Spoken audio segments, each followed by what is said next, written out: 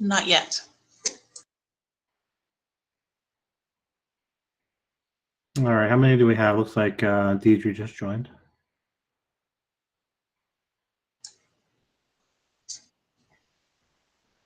I have 10 right now. All right.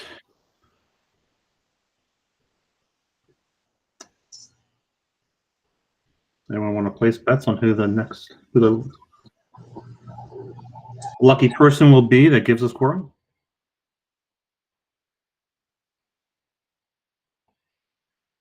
We do have 11. I'm going to start recording. Okay, great. Thank you for that. So we have quorum. We're recording, so we will call to order the regular meeting of the Wachusett Regional School District Committee, number 1359. Are we streaming tonight live? Person will Yes, be. I believe so. I'm sorry. I think that was Barry and Randy at the same time. We do have 11 recording. We have quorum. Okay. And Barry, are we streaming are we streaming live? Yes, stream is live. Thank you. And the meeting is being recorded. Thank you everyone for joining. The first item on the agenda for tonight is public hearing. This week we've made available a form to register to address the committee live through Google Meets. We have a few speakers this evening, and as with meetings in the past, we ask that you state your name and address, address your comments to the chair, keep your comments under 2 minutes, disconnect from the meeting at the conclusion of your remarks, and finally, if you would like to forward a written version of your comments, you may do so to Randy Jacob if you wish for them to be included in the public record. The first speaker that I have this evening is Bob Levine. Thank you, Mr. Chair. I appreciate it. This is Bob Levine, 129 Cannon Road. I'm chairman of the Holden Board of Selectmen. Just wanted to say we received the budget request for FY22 and the 7.5% increase that it would represent to the town of Holden. It's significantly more than the 3% we had requested that it appears to have not passed through. So I met with the town manager and I wanted to, we went through what would it look like if the budget is presented past town meeting, and I wanted to discuss it with you through the chair and to our Holden delegates, what those service reductions would look like in Holden. And these are not doom and gloom things. These are actual cuts that we would have to put onto the table. And aside from basic services like the senior center and the library, seeing a reduction in hours, we'd be looking at wholesale cuts to some of the programs that they have as well. Our field maintenance would be minimal, and the playing fields wouldn't be ready for the sports leagues. And at the last regular Board of Selectmen meeting, we discussed the need to subsidize the pool operations, which is not normal for us. It's a fee-based structure, but given the uncertainty of COVID, we had to subsidize it last year. We'll have to do it again this year. The budget as presented would be make closing the pool for the summer a very real possibility for us. DPW would likely be cut. Our plowing and ice treatments would be minimal and not to the level that our residents have come to expect, causing slight public safety concern. Municipal snow removal from the sidewalks would be cut in full. Cemetery upkeep would be down, and road repair would have to be pushed to the future. Public safety would be facing real headcounts. We're not talking open recs. I'm talking actual reductions in police and fire. Our ambulance services would have to be cut by 1/3. Traffic enforcement officer would be removed, reduction in police patrols, and probably the most significant for us, we would have to close our Chaffin substation of the Holden Fire Department, which services our entire south side of our community. That creates a real public safety issue for us. We never really, in the time I've been on the board, we haven't padded our budget. We live pretty responsibly. We think it's responsible government, good fiscal management. The budget is presented to be 70% of our budget.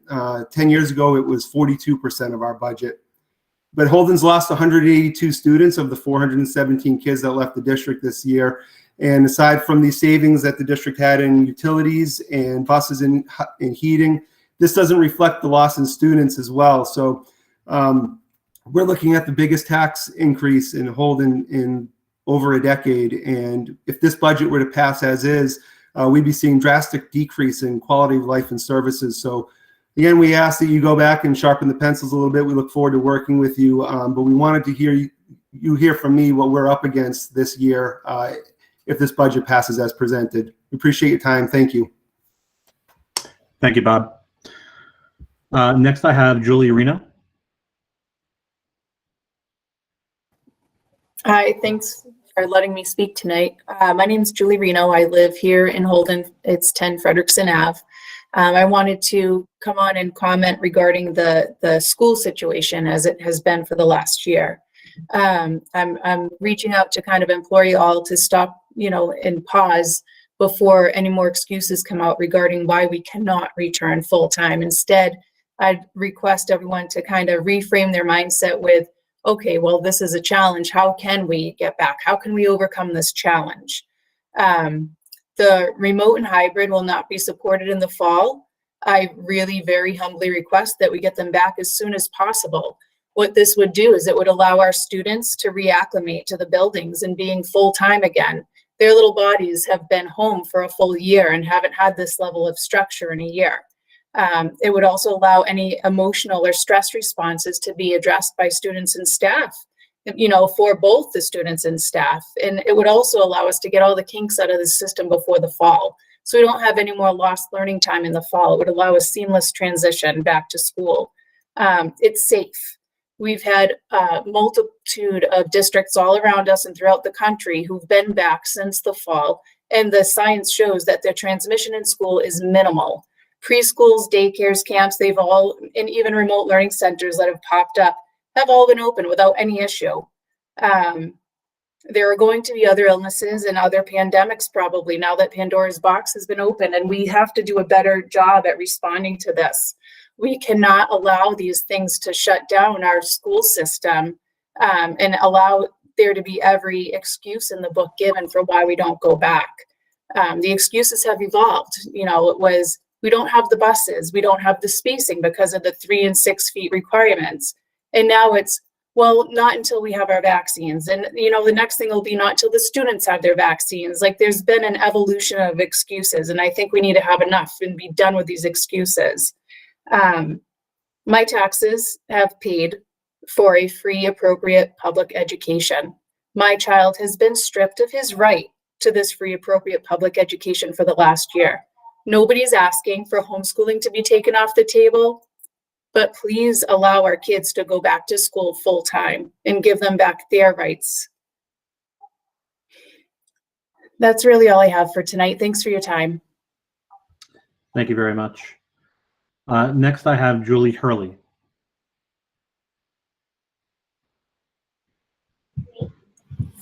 Hi there, my name is Julie Hurley, and I'm at 444 Marshall Street in Paxton, Mass. And I have 2 kids at Paxton Center School, a kindergartner and a 2nd grader.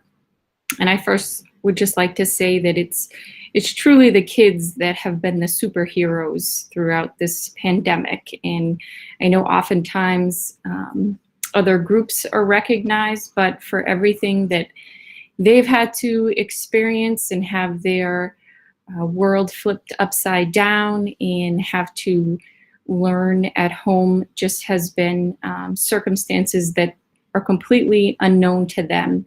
And I think that it's time that we give their life back to them as far as their school environment. I will say that, over the last week or two, we hear from, our governor stating that it is safe for the kids to be in the classroom, regardless of community transition rates.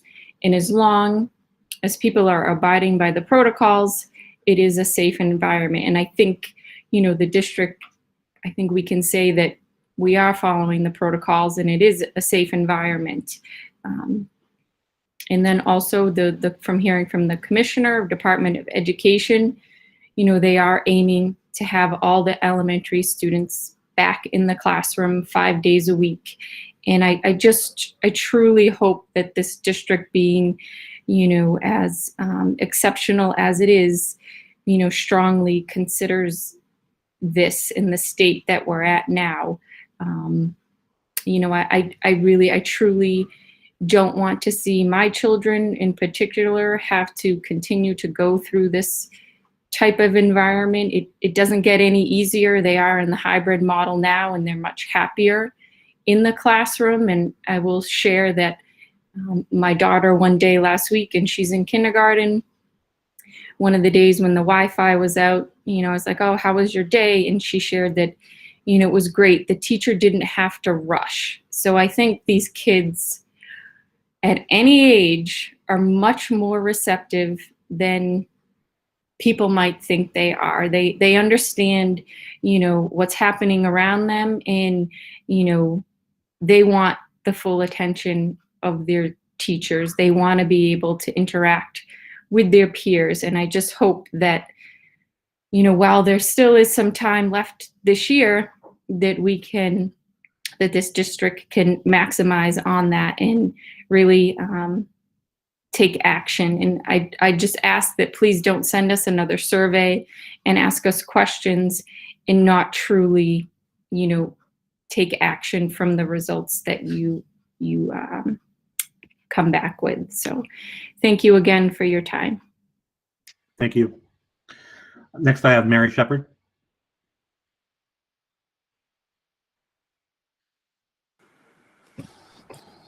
Good evening. Mary Shepard, President, Wachusett Regional Education Association, 1320 Wachusett Street, Jefferson. We, WREA members, embrace the full return of students to our classrooms in April. We look forward to hearing the district's specific plan to implementing DESE's guidelines for expanded in-person learning. We hope Superintendent McCall keeps the safety for both students and educators at the forefront of his decision-making. And as always, the WREA intends to keep the lines of communication open with the district administration as Wachusett increases the in-person student capacity. Thank you. Thank you, Mary. So finally, I've received a letter from a resident named Rosemary Heinrich, who wishes for her letter to be read during public hearing and not address us live, and I've agreed to do so. Rosemary Heinrich lives at 378 Malden Street in Holden. The letter is dated December 4th, 2020, and it reads as follows. Wachusett School Committee. As a lifelong resident of the Wachusett region and alumna of its school system, I would like to weigh in on the current sad condition of the Wachusett District Schools. My children are also products of the system, and my grandchildren are currently in the system, and since I taught for several years in the system, so I feel I have some perspective here. Last winter, I read about the hiring of a director of social emotional learning at a six-figure salary. Since I firmly believe that the direction of a child's emotional state should be his or her parent's primary responsibility, I wanted to know exactly what this person would be doing in the schools. By this time, children were no longer being taught in person due to COVID, and it was pretty obvious that the school system had not prepared for this situation, and children were in fact not being educated at all. I called the superintendent's office and asked to speak to Mr. McCall. He was out of the office, so I left a voice message. When I didn't hear from him in a reasonable time, I called again. The secretary who answered said he was working from home and she would pass along the message. When I still didn't hear from him, I called again. This time the secretary said he was working from home and asked what I wanted to speak with him about. I asked for a copy of the job description for a director of social and emotional learning. She said he hadn't been updated since the last person who held the job, excuse me, wasn't this supposed to be a new position, and then regaled me with what a nice young man the new director was. After several more attempts, I finally received a copy of the job description. It was dated May 2018, but reading the 160 words it contains, one would never attach a six-figure salary to the position described. Wondering what the new director's job really was, I called back until Mr. McCall finally called me. I was not impressed. He had few answers. He had done little planning, and his hangdog attitude exhibited no enthusiasm for the challenges he was facing. It was obvious that he was unprepared as he described how woefully understaffed he was and how school systems of our size are normally staffed with twice as many people as he has. As the final arbiters of the hiring process, the school committee is equally responsible with the superintendent for the disgraceful irresponsibility of the hiring for this position, regardless of what a nice young man the new director was. You can then imagine my surprise when I read that the superintendent had assigned the COVID task force leadership to this brand new hire who didn't have a current job description. Such an abdication of leadership during a time of crisis should all have been grounds for immediate termination of Mr. McCall. The fact that the school committee did not do so is an indication of the school committee's incompetence and lack of leadership, and is the reason that the Wachusett schools find themselves in the sad state that they are in today. For the salary being paid to the superintendent, there are highly qualified administrators available who would get the schools moving ahead. You should hire one. I scroll down a second here.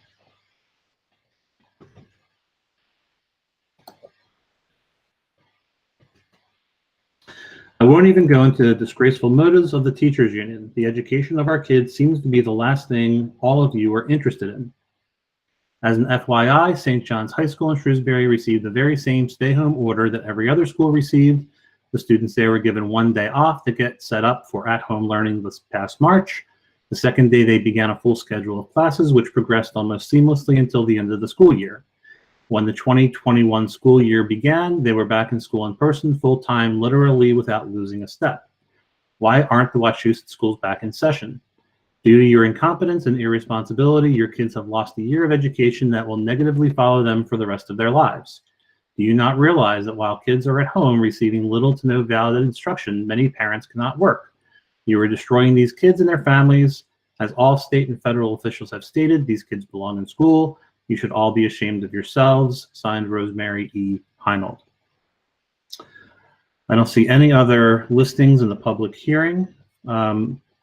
Without objection, I'd like to take the chairman's remarks out of order. I'll try to be brief.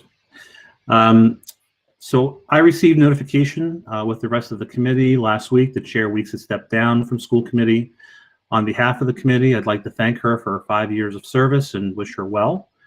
Under our bylaws, the vice chair assumes the roles and responsibilities of the chair, and I've agreed to do so for the remainder of this term.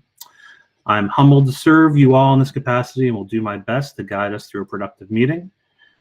We're coming to a very busy time for all school committees, even in a regular year. And in addition to creating and passing a budget, we'll look to entertain plans for a return to in-person learning, evaluation of the superintendent, and a review of the regional agreement. Our agenda tonight is organized around discussion topics, and we'll start with a facilitated discussion on budget priorities. I'd ask that you raise your hand to speak through the chat this time, as opposed to doing a round robin call upon approach on the topic that's before us, as we take one topic at a time. We do have a full agenda tonight, and I again am humbled to guide us through it. And I'd like to then turn to item number 2, which is election of a vice chair. So at this time, I'd entertain nominations for vice chair.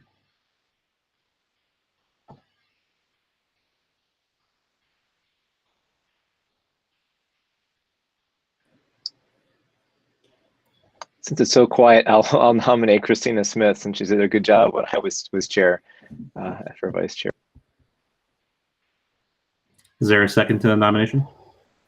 I'll second that. Second. Okay. Any other nominations for vice chair? Hearing none or seeing none, we'll move forward to a roll call vote. Robin, can you call the vote?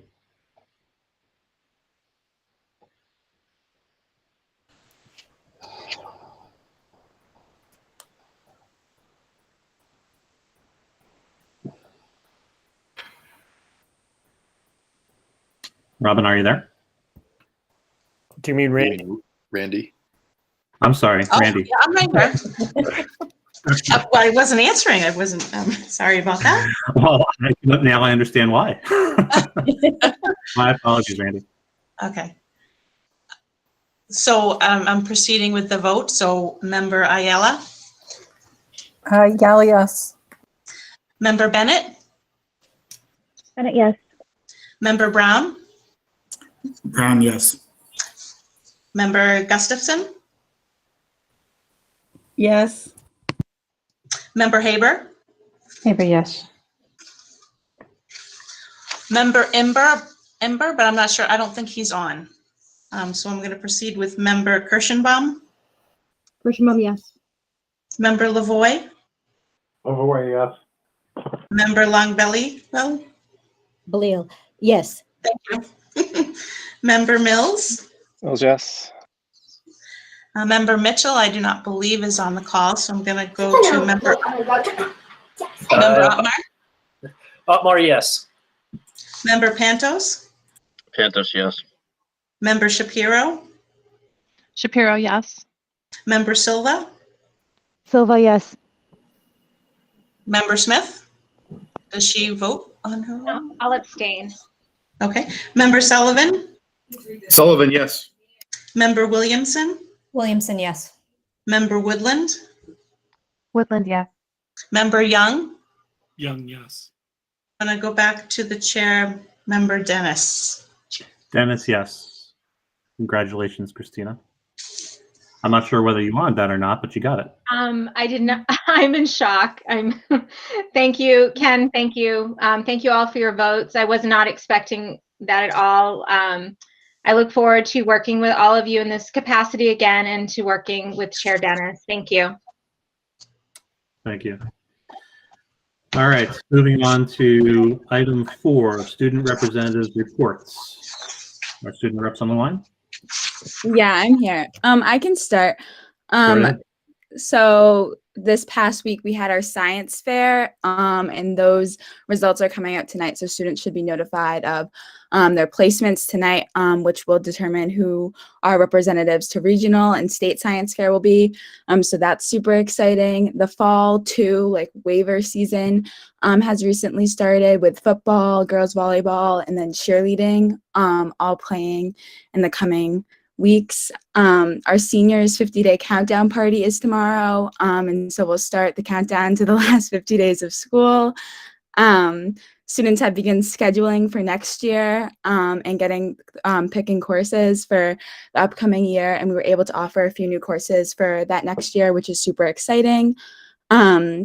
On March 10th, the school is so excited to be offering a wellness day for all students and staff to come together and promote student mental health. We chose March 10th in sort of in honor of COVID-19 and how everything shut down last year in order to celebrate everything that we've accomplished over the past 365 days and sort of work on promoting mental health in the pandemic. There's options for everyone, from fitness to art. I know Director Keenan's running a workshop on stress. All of them look so fun. They're so unique and so interesting. So signups for that began today. And so students and staff are all welcome to sign up for those. And that's all I have. Thank you, Catherine. Kenichi, do you have something? I have one thing as well. March PSATs are coming up. They are, I believe, on the 13th. So for high schoolers taking the PSAT, good luck. All right. Any questions from the membership for Catherine or Kenichi? All right, thank you. Let's see, moving on, go to the Superintendent's Report. The first item that we have, I'll entertain a motion to affirm the accuracy of policy 6613, policy relating to pupil services, athletic head injury, and concussion policy. Yes, so I'll entertain a motion for that. So moved. Second.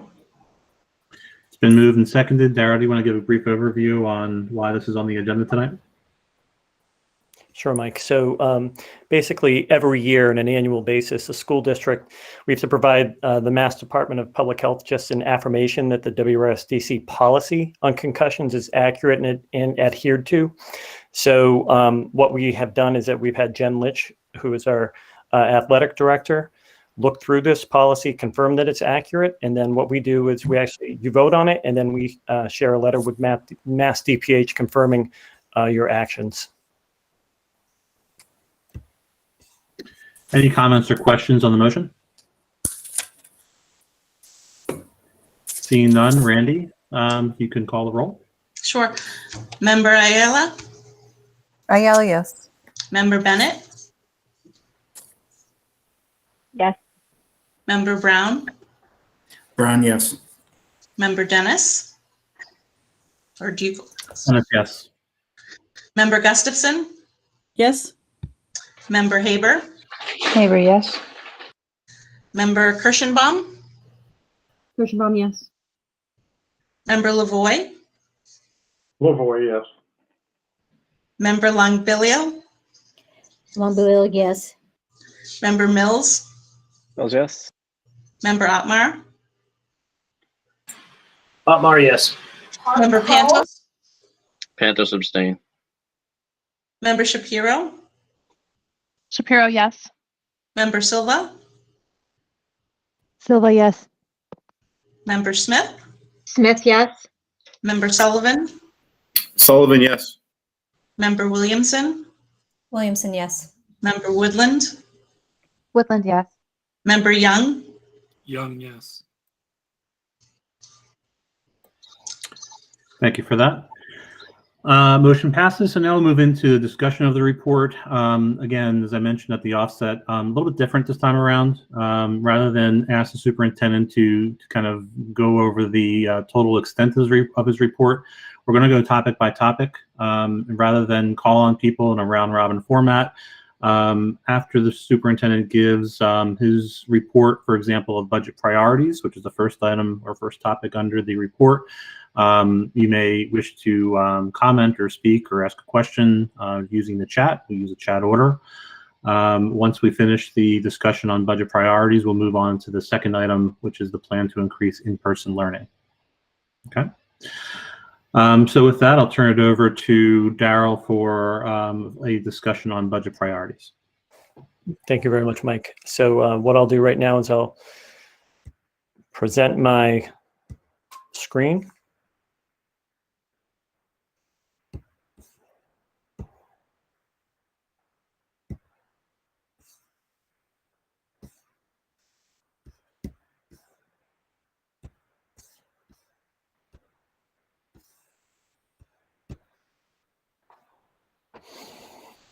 We can see it, Daryl. Thank you so much, Bob.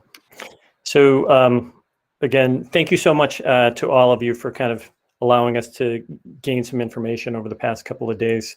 So really our topics for discussion, as Chair Dennis mentioned, we'll start off with the budget priorities right now. Second topic, when we come back to it, will be our plan to increase in-person learning for this school year. The third will be the vision for the model for school year 21-22, basically how we're kind of seeing how September will probably play out. And then finally, we have to discuss the regional agreement a little bit.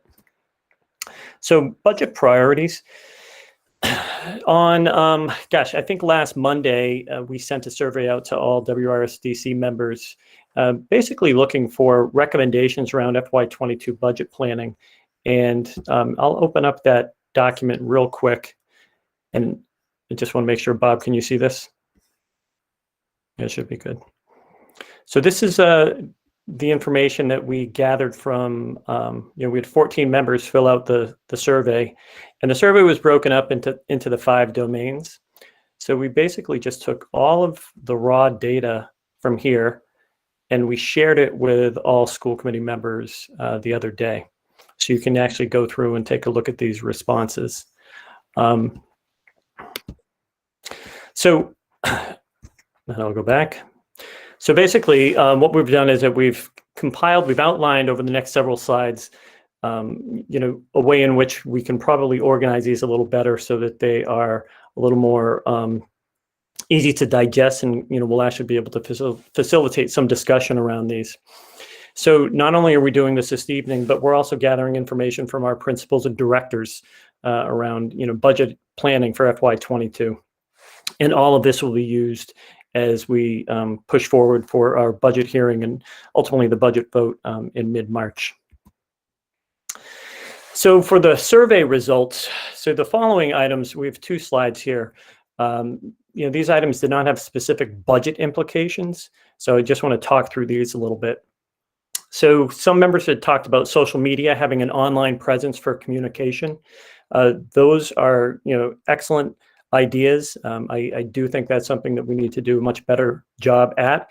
And, when we're talking about this specifically, text notifications is something that we've been working on this year, sending out more surveys. And there was also, some talk about maybe putting some more video updates. Me, principals, other people who work within the administration, something that people could watch. They'd be able to see us talking through something. So it's a non-budgetary issue. But it is definitely a great idea. Next one was on budget transparency and line item budget. We're trying to do a much better job at budget transparency. We've been doing this now for, 5, 6, 7 years. Line item budget was just finally produced today. Director Didi did complete that, and that's ready to go. So that will be shared with everyone. There was some question around clarifying the role for the consultant. And again, the consultant, Mary Mead Montague, has played, a nice role in terms of giving us support around different items that we're working on administratively to try to get the kids back into school, how we're doing with hybrid learning, those types of things. So again, that's not a non-budgetary issue in terms of clarification. Simco reports to inform budget decisions. I think they probably meant school improvement plans to inform budget decisions. And again, as we kind of go through, and this year is an odd year in terms of how everything's played out with our budget, because as we all know, the past 365 days, give or take, it's not been a typical year. But it's something that we will look at and will continue to look at. Bias in curriculum materials. Again, this is something that as we kind of look at our ed subcommittee, this is an area that we can look at as well, because this is something that we have to kind of focus on in terms of being able to really project what we need to do in order to ensure that our curriculum is not filled with bias across the board. And then improve programmatic consistency, looking at how we can have a more consistent program of study across the board in our K-8 buildings. And then on second page, reinforce best practices, best remote practices to enrich curriculum. It's something that we're continuing to do. And again, what we've learned this year in terms of remote learning and also how it's playing out in person, I think will help inform how we move forward into the future. And what's interesting, the next one is reduce screen-based instruction. That is something that I've talked about. I've not been a big fan of our early elementary students spending too much time on a computer. It's really a time for them to explore, to really, work with one another, learn to work with one another versus a screen. So that's a direction we'll continue to move. There was something around a Chromebook, having the Chromebook program up to date for 6 through 12. And again, all of our students, grades 6 through 12, now have been issued a Chromebook. Redefining textbooks, like what is a textbook? How might we end up looking at them? And again, when we're thinking about a textbook for us, and Deputy Berlow talks about this frequently, our textbook line is more than just textbooks now. It really includes technology, platforms, those types of things. Becoming a trauma-informed district or school. And again, this is a specialized kind of program that we would actually have to participate in, but it's definitely something I think we need to look into and, actually study as we kind of go through this process. If it's something that we want to do, how might we do it and move forward with it? Job descriptions for new positions, that's a given. PD feedback from staff and consistent district-wide professional development. Again, professional development has been an area that we've been, looking at and working on, for the past several years. And it's, again, it's not always easy, especially as we kind of think about just the broad range of staff that we have here in our district. So we have our 5 domains that we have been working with over the past 5 years through our strategic planning. This has helped us through our budget planning and ultimately talking with our communities about the budget. So what we've done is that we've taken these items and we've consolidated them a little bit. And what I'd like to do this evening is just, as I kind of talk through each one, so domain 1, talk through this. If there are specific questions or comments around the different items that we go through, I'd like to take that now briefly, and then we can come back to it at the end after we actually go through and do a quick little survey. So domain 1, leadership, governance, and communication. Most of what we ended up pulling together from domain 1 was really around administrative positions. So many people talked about, having an assistant business manager, making sure we replace the deputy superintendent, looking at the nurse leader, COVID-related support, having a person that really could continue to provide support around COVID moving forward so that we weren't so reliant upon either Director Keenan, Deputy Berlow, myself to do all that information, collect it all. Having a data manager, having someone that has the capacity to look at data. Having maybe an assistant special ed director, someone to assist us with our special ed programming. And then ultimately curriculum coordinator and or PD coordinator. I just talked about professional development. It is an area that is a challenge for us, and that could be another position that we could be looking at down the road. So again, are there comments or questions or anything that anyone needs to bring up associated with these items? And I can't tell if there are hands, so I'm looking at my other screen. And if there aren't, Sherry Haber. okay. Thank you. Just to clarify, are any of these positions currently in the line item budget right now? Or are these just all from the survey? Yep. So good question, Sherry. So they are they were in the survey, but some people said, hey, I still want to have a deputy superintendent. That is in our budget. We also have the nurse leader, the resource nurse position. That's in the budget for right now as well. These other positions, assistant business manager, that's one that we're looking at consolidating some positions. So it could be there. It might not have a true dollar sign to it, but it could be a position that we're able to put forth. And the other ones would be extra positions. So those are not in the budget right now. Great question. Yeah, Linda Woodland. So I just wanted to ask about the possibility of a director of facilities position, if that would be included in this as a sort of already in the budget, but maybe needs to be adjusted, or a brand new item. Yeah, great question. So that's kind of already in the budget, Linda. And I think we really put this in there based upon the different items that were just listed in the survey, but that's something that we're focusing on doing anyway. I have Malaya and then Linda Longbleal. So my only comment is, and I've said this before, I think the data manager type skill set, I don't know if that needs to be a specific position, but I think someone with those skill sets could be folded into something like a deputy superintendent or a curriculum person, something we already have existing.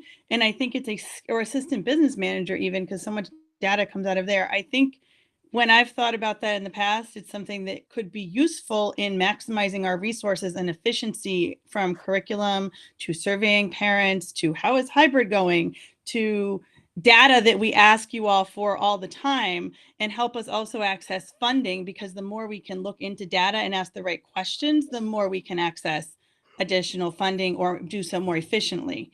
So I mean, I put that in there, but I certainly think that it's something that could be a skill set tied to something else, and perhaps something to look for in that way, even if it's not its own position, because obviously funding is tight, but it's something that I think could gain us additional funding and help us in other ways. So.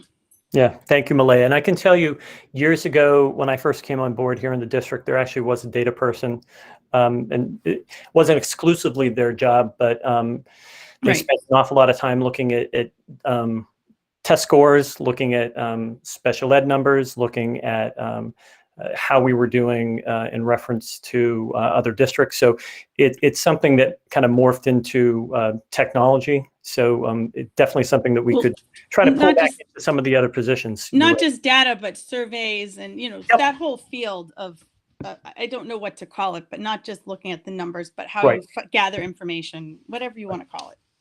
Yep. Thank you. So we got Linda Longbleal. Yes, I can't quote you at the moment, but I didn't quite understand what you meant when you talked about the assistant business director position. All right. So the assistant business, what we're looking at doing, Linda, is taking a position that we currently have within the confines of the business office, and really upgrading it to an assistant business manager position. So whether or not it's just through title or through the addition of a little bit of funding, it's really to better define a position to help support Dan in that office and give more oversight. So you'd be converting a current position to, say, a higher level position, basically. Yes. Yep. Thank you. Darryl, if I could just jump in for a second, the net increase of that is between 5 and 10,000 on the high end, 5 on the low end. Given we're looking to do some reorganizing in the business office, and I submitted a reorg chart to Superintendent McCall relative to that reorg. And do you feel that doing that, creating that position in that way would meet your needs? Yes, I do. Okay, thank you. All right, I have Ken next. These are all good. We're going to talk about a bunch of good stuff. We can't afford any of this. I mean, the things that we're replacing, we can, but I just want to keep in mind, what Bob Levine said, the fact that we're still down almost 6 teachers from where we were last year, and we're talking about adding other positions that aren't classroom teachers. Everything is on the list is good, but aside from what we're replacing, I can't see how we can do any of this year. My 2 cents. No, I hear you, Ken. I have Mike Pantos. I think Carl's ahead of me. Oh no, I was just pointing that Ken used the hand raise feature. Just so, that's all. I'd just like to emphasize when we're looking at budget stuff, not focusing more on actual hands-on positions. I'm going to use the word hands-on for lack of a better term, and less central office positions. Okay. That's all. Thank you. Thank you, Mike. All right, Darren, I think we can probably move on. Thank you. Domain 2, these are budget considerations that we were able to kind of pull together the responses that all of you had kind of shared with us. So restoring positions reduced in FY21, textbook renewals, stronger science and social studies curriculum, early literacy or a more advanced literacy program, having 8th grade algebra available to all students, dyslexia screening and support, and then equitable reductions, i.e. If we're cutting foreign language or music, then we should probably do a proportional reduction in athletics. So that's just a compilation of all of the responses. And any comments or questions associated with Domain 2?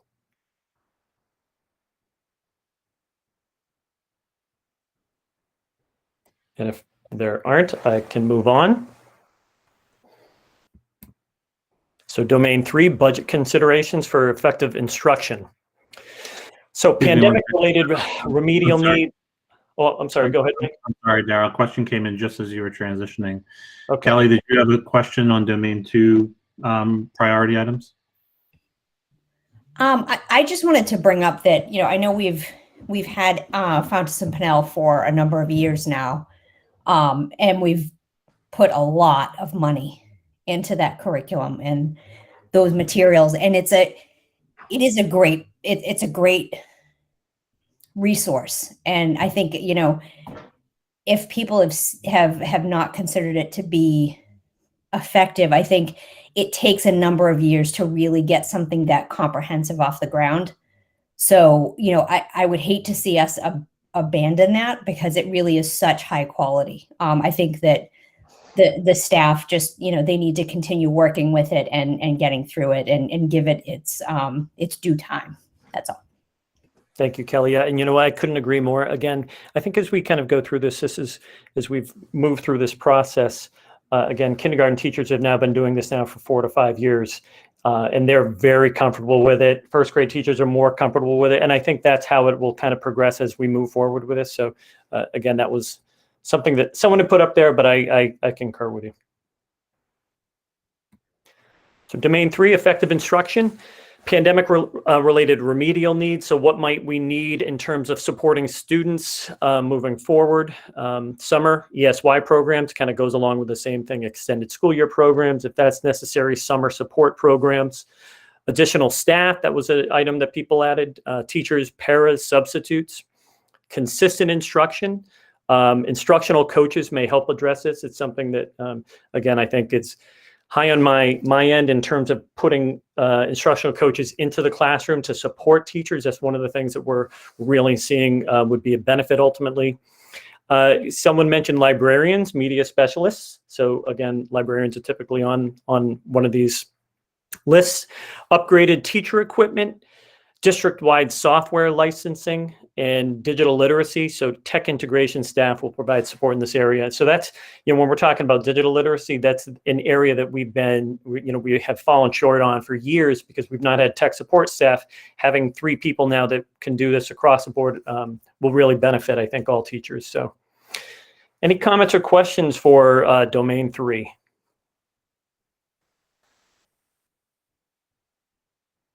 Okay, going once, going twice.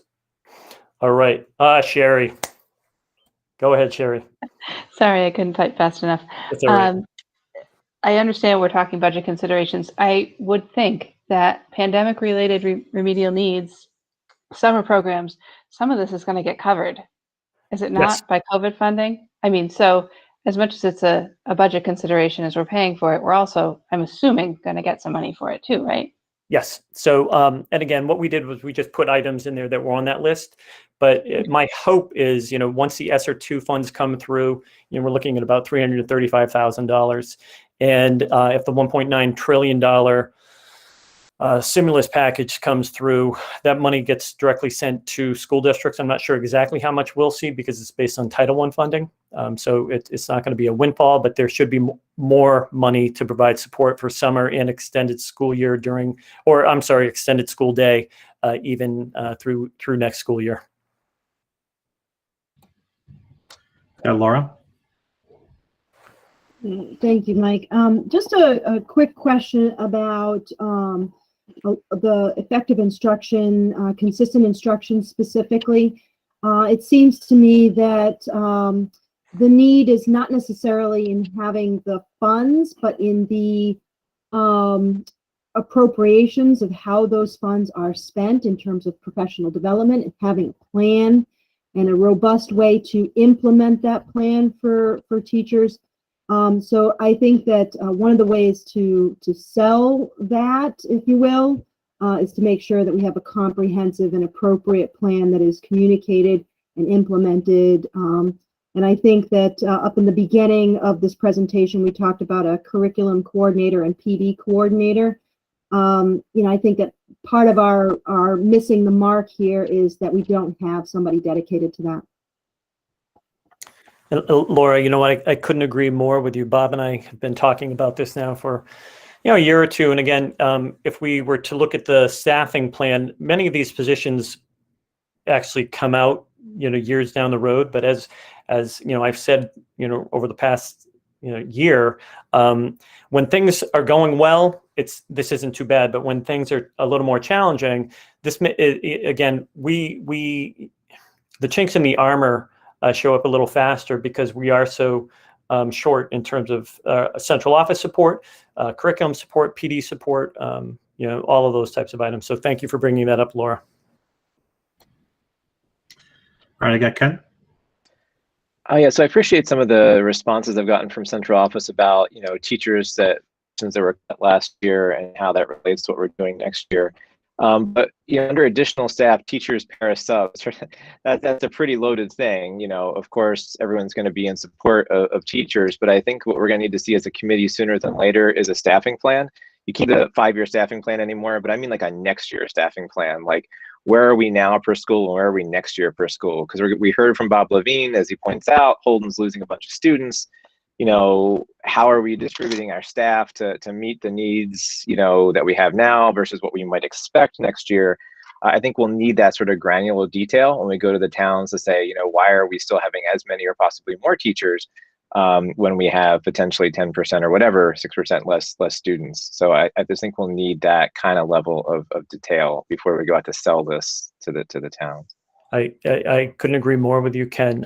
In terms of looking at this, one of the things that we're doing is, and I'll talk about this a little later in the presentation, but looking at kids coming back, how many of the kids who left the district are going to be coming back? And again, that's going to play a role in terms of the total number. So if there's a way for us to assess that, do some projections, look at class sizes and so forth, that's going to play an important role in terms of the conversations that we have at town meeting around why we need what we need. Thank you. Just to step in for a moment, there's an important piece of context that it's important for us to state, and that is that we are in a very compressed time frame with our budget calendar at the moment. And so, we're having this discussion of different budget priorities tonight. A week from tonight, we will have our official public hearing. And the following week, we will put the budget up for submission and approval. It would be necessary for us to approve a budget by no later than, I think it's March 17th, in order for that budget to go on to the warrant for the first town meeting. So the timing here is important. And as we hear you, Darrell, mention that there is supporting documentation around what the staffing plan will look like for this year, or the basis upon which the budget will be presented from a staffing perspective, that's detail that we're going to need to have as early as our budget hearing, which is a week from today. Next, I have Malaya. All right. Sorry, my computer's a little slow. I was actually going to say some of that, and I was also going to raise the question, I guess, of the students that are missing, because there's a couple elements of that, some of which apply to the budget process, which we'll probably get to later, and some of it is related to priorities here. That information is helpful, and I wonder if, I did see Director Keenan's report. And one thing I asked him as a follow-up is, are we reaching out to these families that are elsewhere this year? Like, not just hoping they'll contact us, but have we done targeted outreach to survey them, to reach out and say, do you plan to come back? What are the reasons you left? What are the things you were missing? Is it to figure out which of them are COVID related and which of them are not? And how many of them are likely to stay, since private schools are taking deposits for next year now. So most of them have some idea. We really, really need to have done that like 2 weeks ago. And I'm kind of disappointed to hear that we haven't yet. It's no one's fault. It's just we haven't. I think that's really important because it's essential information to know how many of them are coming back, how many kindergartners or first graders didn't come this year because their parents kept them home and they're planning to bring them. Are we going to have twice as many kindergarten classes? We have no idea. And I'd like to know what research you all have done, because I know we have lost students. But the reality is, a lot of them are probably coming back, especially elementary kids. The older kids, I'm not sure. We really don't know, though. And we really need to have some data around that to inform our planning. Because either we're going to have twice as many kids as we expected, or we are not going to know how to meet their needs 2 weeks before school starts, or we're going to be asking for money we don't need. So I think we need to figure that out. So Malia, I think the question that's inherent in there is, what is the administration doing to assess and estimate the expected student population for next year? Yeah, Carol, actually find out, not just say, well, we guess statistically this many might come back, but actually getting real data. Yeah, so again, I think Brennan, Bob, and I have talked about this in terms of getting some information out to those families who have left the district. One of the reasons why, as we kind of move forward with this, as we've kind of moved into this world of trying to get kids back, hopefully in the month of April, looking at having, a full return to in-person learning for all grade levels in September, I think that's going to sway many people's decisions in terms of thinking, okay, you know what, I'm actually thinking about coming back. And as you said, Malaya, at the elementary level, it's probably the area where we'll see the most students return. So that's going to be going out soon. And and again, we'll get that information back, and that'll help us in terms of looking at the overall numbers. When we're talking about a few hundred students split over pre-K through 12, right. It's not like we're getting 50 kids going into one school. So they are diluted in that sense. So it's not as much of a challenge. But when we're looking at it holistically over the period of the entire district, it's a little different. We haven't lost particular classrooms in many schools this year because it's not concentrated. So I think that point even needs to be communicated very clearly in our budget documents, that this is how many we plan for this year. We lost some teachers in some other areas, but we didn't wholesale lose classrooms of like kindergarten or first grade or 12th grade or whatever, because that really needs to be explained to people to justify what we're asking for. And that's something that I do talk about during my presentations with the towns. Okay, and that's a different tangent, but also, did I hear you just say that you are surveying those students who are gone and those families that have left the district now? Yeah, we're going to shoot something out to them so we can try to get some information. Again, it's not always easy to gather that information because they're not part of the system anymore. So it's a little more challenging, but we will. Thank you. All right, I got Scott next. Superintendent McCall, besides surveying the students that have left the district, are we looking at the students that are fully remote and their reasons why? And going forward, we touch this in management because if they, especially the older kids in high school, and if they don't want to come back in the fall, we could be losing the students and some money. And I know we mentioned something about like a Wachusett Remote Academy or something like that, but is the administration reaching out to those students, the parents that decided to stay remote when we went hybrid? So we have a survey that we put together over the weekend that will be going out tomorrow, Scott, and that will include information around families deciding to stay or switch from, if we do go back to in-person, if they are part of A or B cohort and they're not comfortable sending their student back in full-time, they want to switch to remote, we're going to allow them to do that. That'll give us an idea of who is staying for the remainder of the year. I think I put this in my report. The commissioner has basically come out and said that he's not approving any true remote learning programs for school districts next year.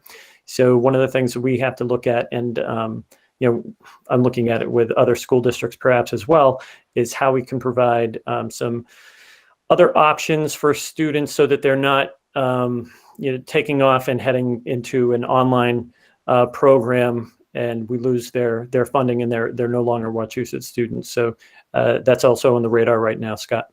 Great, thank you. Okay, I think we're ready to move forward. Okay, thank you. Domain 4, professional development and structures for collaboration.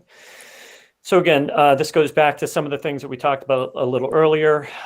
Increased district-wide PD offerings, anti-racism implicit bias training, address teacher stress, and continued training for tech added into FY21. So, looking at all of these, we, Director Keenan and I are meeting with programmers who do specific anti-racism implicit bias training for school districts. We've met with them. We're meeting with them again tomorrow. We're also looking at how to address teacher stress, as well as the PD. And the PD really comes back to having enough support within our central office to organize and oversee. One of the things that we need to do a much better job at as a school district also is tapping into the resources we have, the teachers we have who are already experts. We don't spend an awful lot of time doing that, and I think that's something we need to focus on. And then our training, our tech integration team, our 2 new people have absolutely been fantastic, as well as our 3rd person up at the high school. So they will continue to provide support moving forward with this. So any comments on Domain 4? Okay. Laura. Sorry, the transitions are too fast for my fingers. Sorry. Okay. So a question about how we might leverage teacher expertise in various areas. We have a wealth and a deep knowledge base from our teachers. How do we go about leveraging that? Can we offer some sort of stipend, per workshop, reimbursement of some sort? What is the plan for that? Because that can be while it might include a line item, it also includes a cost-saving measure, because having somebody in-house teaching the staff and providing that ongoing support is a much more cost-effective measure than hiring somebody for a hit-and-run session or 2 from out of the district. So I think that finding a way to provide us with some details in that plan could be useful. Yeah, and thank you, Laura. Again, at one time, the district would provide PDPs or double PDPs for the person that actually did the presentation. And I've kind of been thinking about this, how we work forward or we move forward with this. tapping into teachers during the summer a little bit. So we're pulling groups together, working with them, helping them define what they're going to do around curricular issues and so forth, and then having them be the ones to provide that support during the school year. So doing this, and again, I have a grander kind of idea of how this is going to work out with teams at building levels, and then a larger team at elementary, middle, and high school level. So we have some continuity. Okay, I got Mike Pantas. So I'm expecting a budget book from Dan Deedy tomorrow, and I'm wondering if the different types of trainings, specifically divided by topic, will be mentioned in a line item budget, because I'm really looking to know that. Yeah, those wouldn't be, Mike. They're all going Okay, to fall under us. They'll all fall under certain lines in instructional support and supplies. All right. All right, I have Krista and then Kelly. Hi. So I have just a couple of, well, maybe just one question rolled into one. I was just wondering if we realized, or if you guys recognized that if you are training the staff to be trauma informed, that would decrease their stress, decrease the stress of their students, and decrease bias all in one. So I was wondering if we were just going to ignore, getting trauma informed and using those PD days for that, because it would all in one really change the tone of a lot of what's going on, especially the bias, and you would be completely shocked what a little bit of trauma informed study would do for a person's individual stress level. Just knowing where that comes from, and then also that builds empathy amongst their for their students, and they can pass that on. So I would really like to push for that, along with or in the same breath of anti-racism and implicit bias training. Yeah. Thank you, Krista. Definitely. And again, Director Keenan and I talked about that specifically today, in conjunction with the anti-racism programming that we were looking at as well. So I'll spend some more time talking with Brendan, and I'm sure I'll have him actually, we'll speak about how we can kind of move forward with this in a more collective way. So thank you for kind of pointing that out as well. All right, I got Kelly. So in kind of tapping into the wealth of knowledge and experience that our teachers have, and then combining that with how much they've developed as online instructors, I think there's a huge opportunity for them to offer online PD for their peers. Because I think teachers have also really appreciated some of that online PD that's flexible and can fit into, kids' bedtimes and things like that. That is just, it makes it easier for them to take advantage of it. It costs us very little. Yeah, that's a great point, Kelly. I think one of the things this has kind of taught us that, again, PD doesn't have to happen that Wednesday afternoon from 1 o'clock to 3 o'clock. That's the only time when it can happen. So having the flexibility to have either, an asynchronous, I can go online, I can do this course, and a lot of people are doing that right now. A lot of teachers are kind of following that model. So we'll continue to kind of go that route. And if that's a way that we can go with our own staff, that'd be fantastic. Having them produce it, because I'd really like them to be the producers. All right, I have a follow-up from Mike Pantas. I'm just looking to find out what this thing about being a trauma-informed district means. That was mentioned earlier in the presentation, and I heard someone else mention trauma. Member Bennett, do you want to talk a little bit about that? Because I think that was originally your statement in there. My God, I could talk about it for days. For days. What specifically are you wondering about within being trauma informed? So Krista, if you can give us maybe a very high level headline of what it means to be a trauma informed district, I think it'll help us understand, or maybe help Mike and perhaps others understand what was meant by the budget suggestion. Wonderful. Okay, so what I am suggesting is that all of the teachers and even the staff and higher ups, all of our leaders and everything, understand the main structure of what creates trauma. And it is not just one instance. It's not just being in a car accident. It is several things all wrapped into one. It could be little things for somebody that happens every single day, or it could be large things that happen in their life. And these things all get combined and they create these massive tensions within their body and they get agitated. So if we understand where that all happens, then we can better relate to our students and better teach them. And we can also better relate to our teachers who are going through the same thing and better teach them to teach students. And they would be better able to teach students if they're not agitated.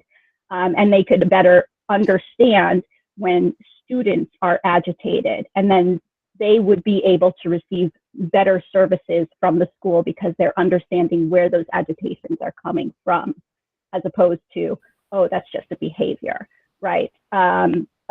So it's just going to be very important, especially right now, since we do have a collective trauma that we're all gathering right now from several different places, for us to get somewhere in our district where we are helping them not only grow educationally, but also emotionally. Because if you are not emotionally there, present within a classroom, if you are agitated, you are not going to retain any of the information that you are being taught.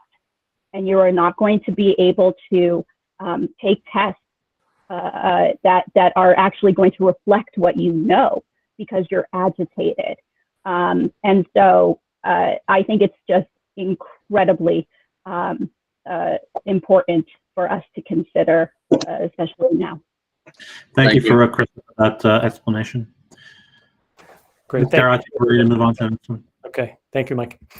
Domain 5, budget considerations, student social, emotional, and health needs. So additional counselors, that was added, and this was one that was up there several times. So 6 members identified this as a priority.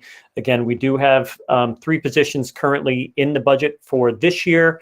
We've posted those positions. They've not yet been hired, but those are 3 elementary positions that would be split amongst the 6 elementary schools. Begin formal training to address anti-racism, anti-bias work in the district. Again, I've talked about us starting that. Continue the interface counseling referral system. There were a couple of references to that. And again, that's something that is in the budget for next year. Nurse leader, that's in the budget right now. We're still looking for that person. Increased SEL teaching and learning across the district and embedding into instruction. I think that's a very important thing. It's similar to what I think Krista just talked about.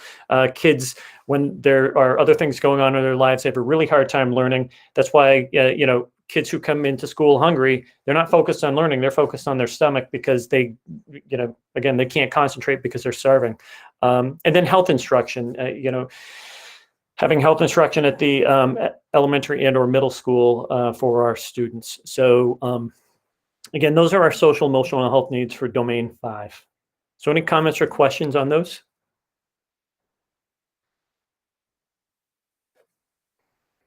And I'll wait. Okay. Ken? So I know I'm going to win this battle. It's unpopular opinion, but I really don't think we should be hiring anybody more this year. I respect how important the counselors are, I just worry globally that we're creating a structural deficit for next year in terms of our budget. There's at least 3.5% to 5.5% increase, right, in per line for whatever person we bring in. I just hope that you've got that pencil sharpened and think about how we can be creative about people we already have on board to do some of this important work we have at the position in the past. Again, I'm not just saying these aren't super important. They are. I'm just worried that of what our bottom line is going to look like. We can't go into a 1/12 budget. We just can't, because then we can't hire anybody. I hear exactly what you're saying, Ken.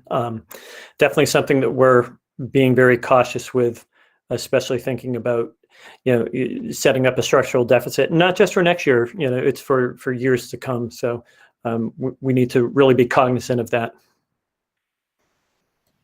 I've got Sherry.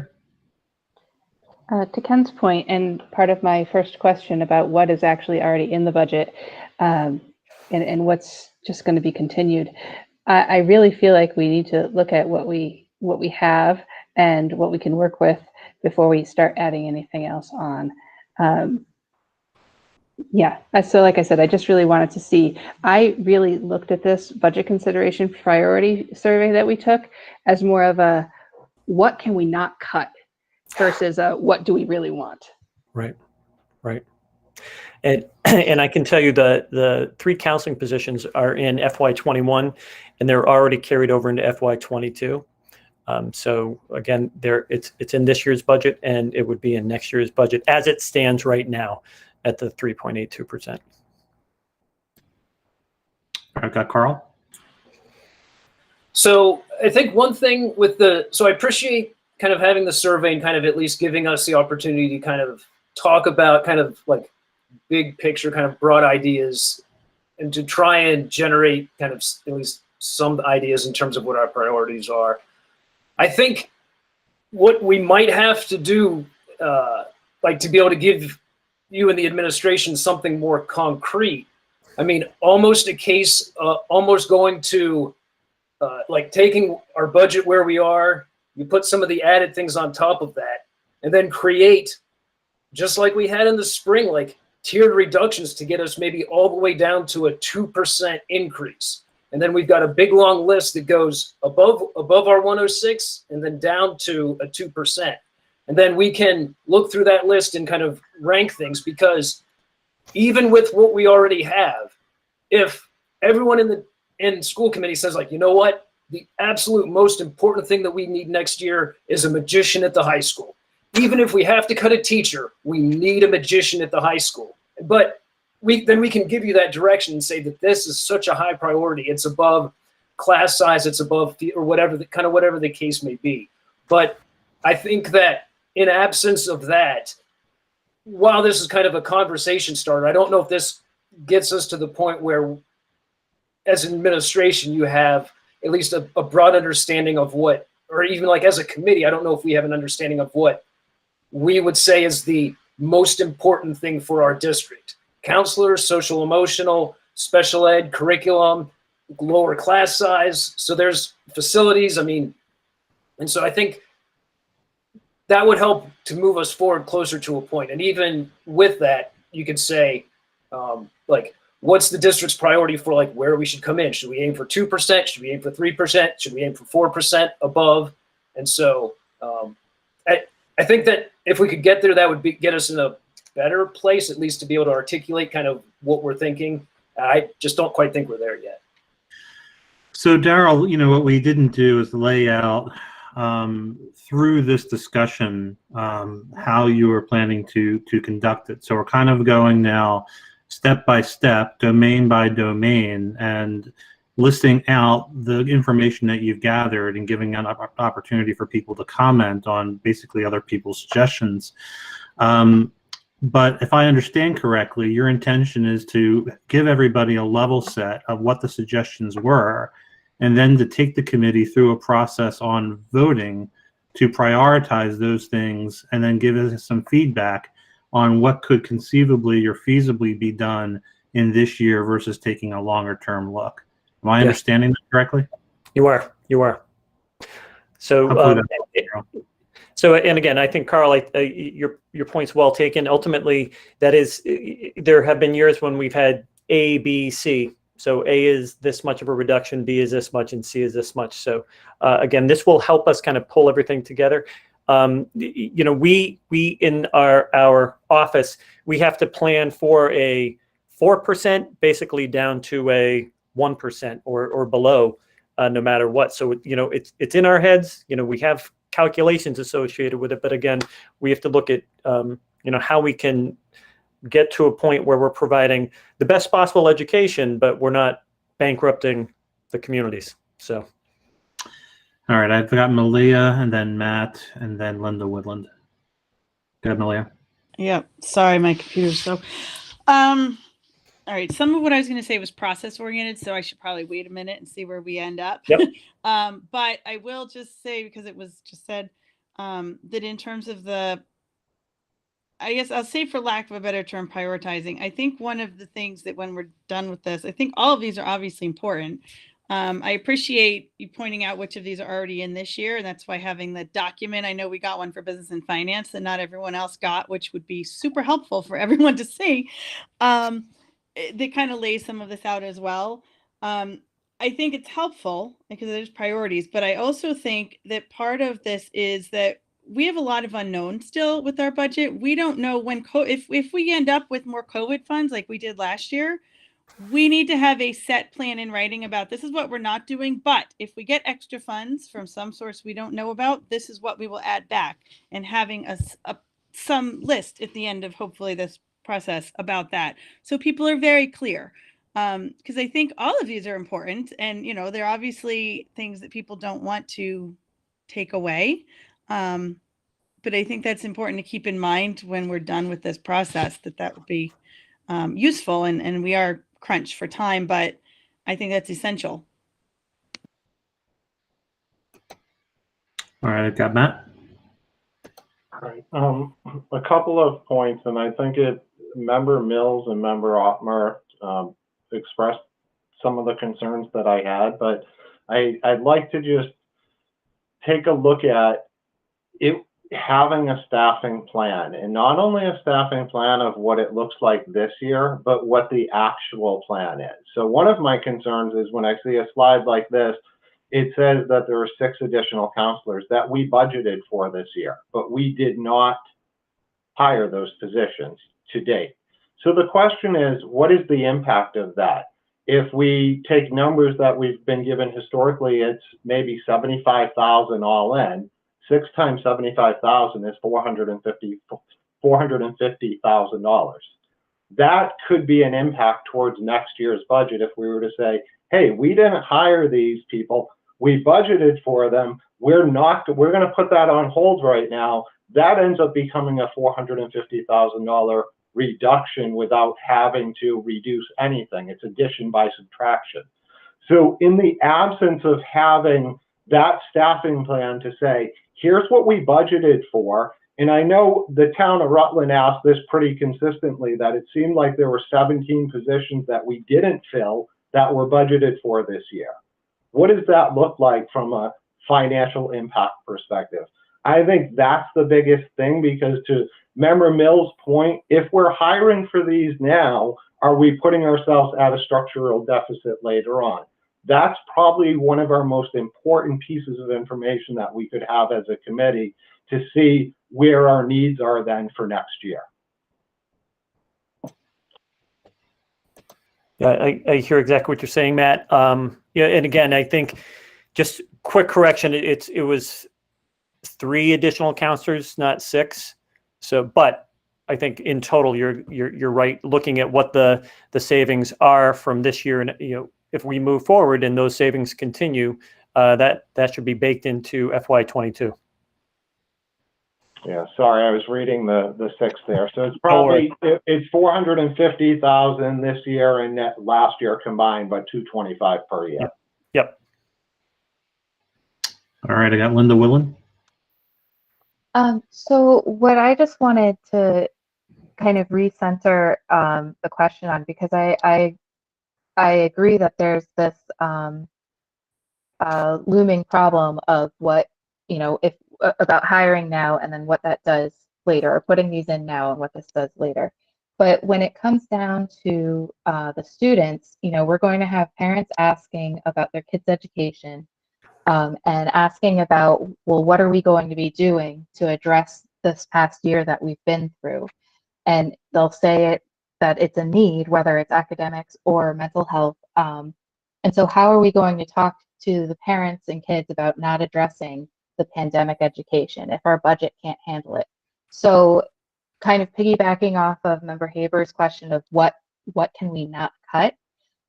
If we can look at this as what is your vision, your target for kind of defraying the impact of the pandemic education, because it seems like we can't really afford much. I am very concerned about keeping the costs lower for the towns. And in the past, I know I've been one who would say, let's just bring it all in. But, you know, bring everything, hire everybody.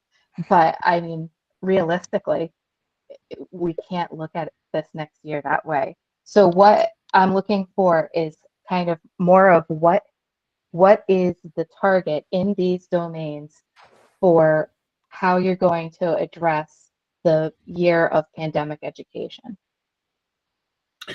So I think that, you know, Linda, there's, and Daryl, there's another category after these 5 domains. I haven't seen your slide deck, Daryl. I presume that you have it based on the way that the survey was laid out, but perhaps that's a good opportunity to segue into the pandemic category of budget items.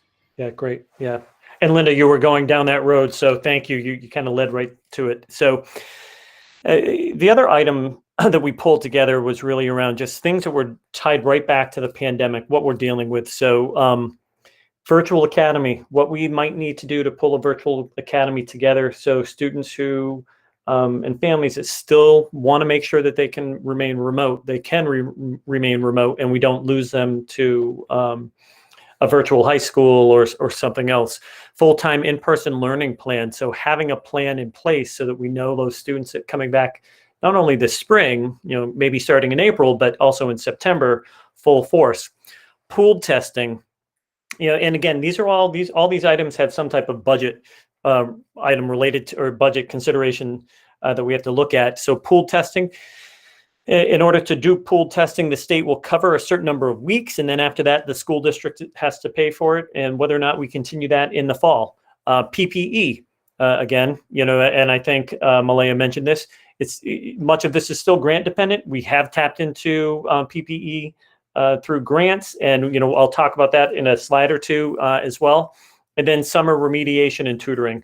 Those are those 2 areas, and tutoring can be after school. Tutoring can be, you know, during the summer, remediation in person, remediation remotely. Again, those are the different things that we have to look at to see how we can support students coming back in. And Linda, that was, you know, these are really those items that kind of go along with it. So any comments or questions on these?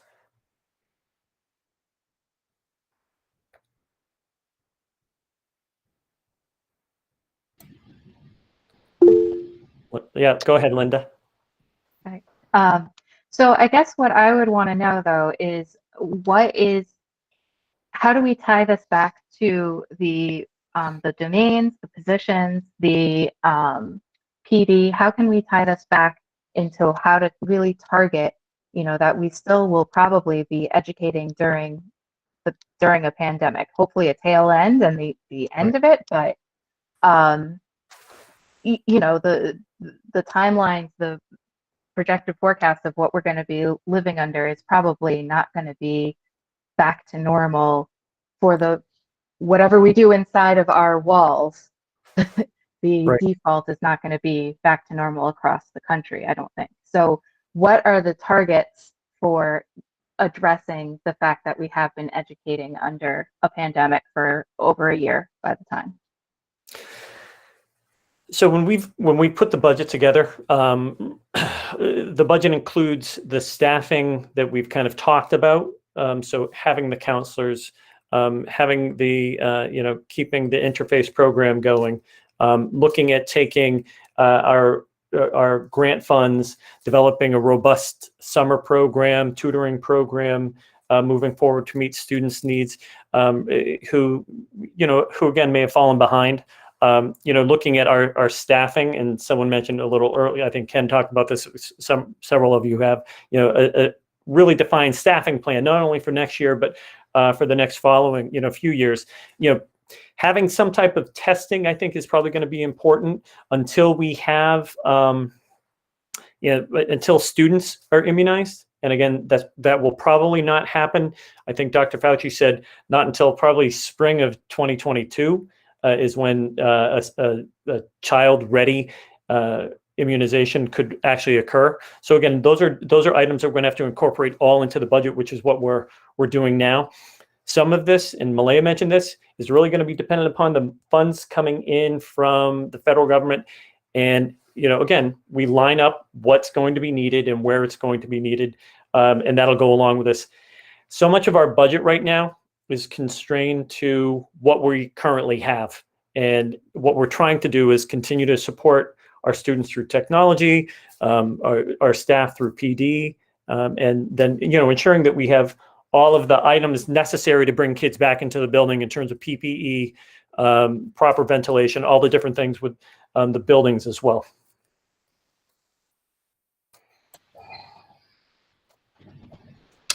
Okay, I have Malaya next. Yep. So since you mentioned testing, I've sent you some questions on that, so I will not go through all of them.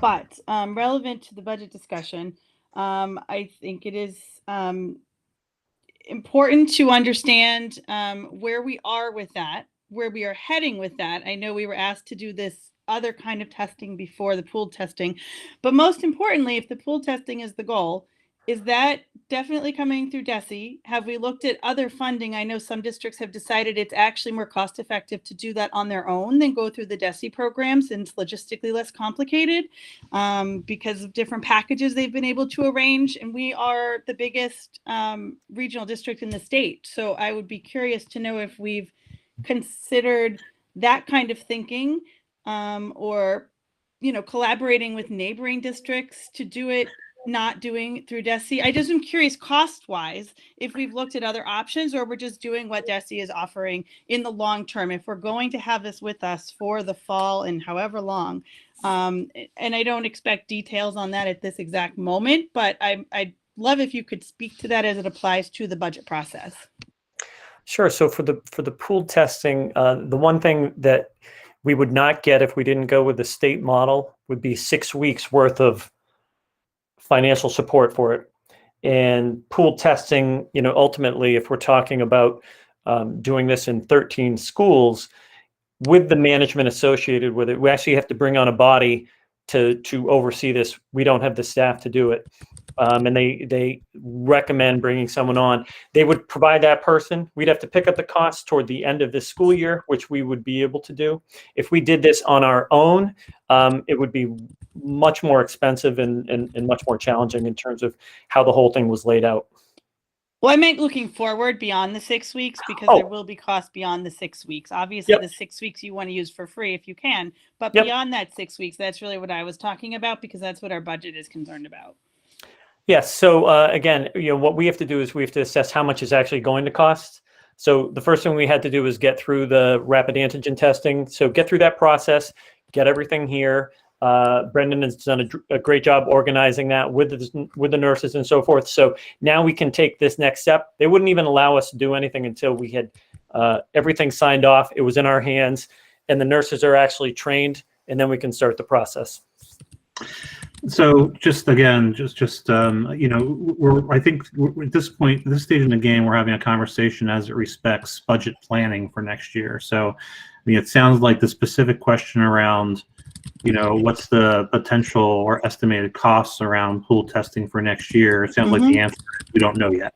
Right. Yeah, that's what I was asking, is not necessarily what we're doing now is relevant, but after the 6 weeks, how is this in our budget, and have we explored options to make sure we're getting the best services for the most cost-effective way possible?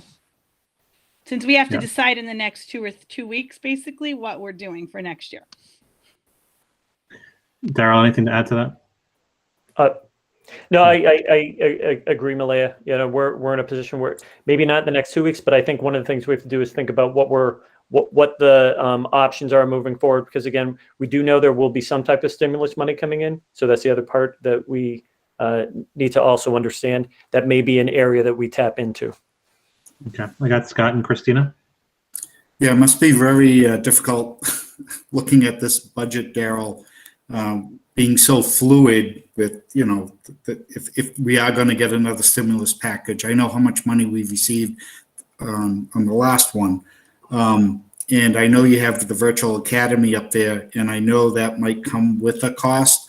But if we don't do it in that survey that you're sending out tomorrow, and 10% of the kids at the high school level, middle school says, you know, we prefer virtual, and they go an external route, and that's a lot of money that we would lose. So I'm glad you're looking at that, but if the survey comes back in 2 weeks, do we have any plans on moving forward with that to try, you know, again, if it comes back with a high number of students saying, we want to stay virtual, thanks, no thanks, and if you don't offer something, we're going to go and leave the district. Can we put something together like that, or? Yeah, I think we definitely have to look at that option, Scott. It makes no sense for us just to say, okay, you know, go off and go to the Greenfield virtual high school program. I'd much rather, you know, either you know, define one within our own school system, and whether or not that plays out elementary, middle, and high, or just high, just middle and high. I'm not sure right now because we're not sure of the numbers. But if it's something where we're going to lose a dramatic amount of money, I'd much rather have those students who are here remain with us, and if we can do it, we're going to do it. Okay, thank you. I got Christina. Thank you. Just on this section about pandemic related budget considerations, unfortunately, I think that this is going to take precedence in this little bit of money that we might even possibly have. And I know Malaya is talking about us being able to get reimbursed for some of it, but like you've all pointed out, we don't know what that would be. So in our planning, it seems that this is the most important component because in order to have students safely and teachers safely in the building, we need to have these things in place. With Malaya talking about the pool testing, I just encourage Daryl, if you could look at what Northborough, Southborough is doing. We have take-home kits for kids K through 12. I know the staffing component, they do have nurses that are coming in to help collect, but maybe some of the volunteers from that brigade of nurses and volunteers that offer to do contact tracing might be able to come do that to help take that from us. So that's a very important component of our ability to be in school safely.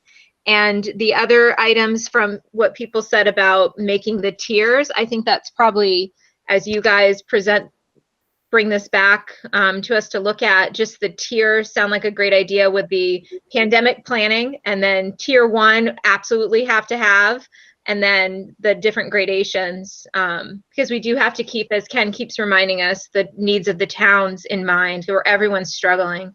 Thank you. Yeah, thank you, Christina. I was actually looking at that, the information that went out for Northborough, Southborough, Algonquin, and it's a really unique way of doing it, having the students test at home rather than do the swabs in the classrooms. So definitely something that I'm interested in as well. And we do the same for teachers. We have take-home tests as well, and we just bring them back and scan them in. It's a really quick process to scan. Yeah. They do QR code, scan it, drop it off, and then it seems like a good program. But I'd encourage you to call the superintendent and ask him about it. Excellent. Thank you. All right, Daryl. Okay. Thank you.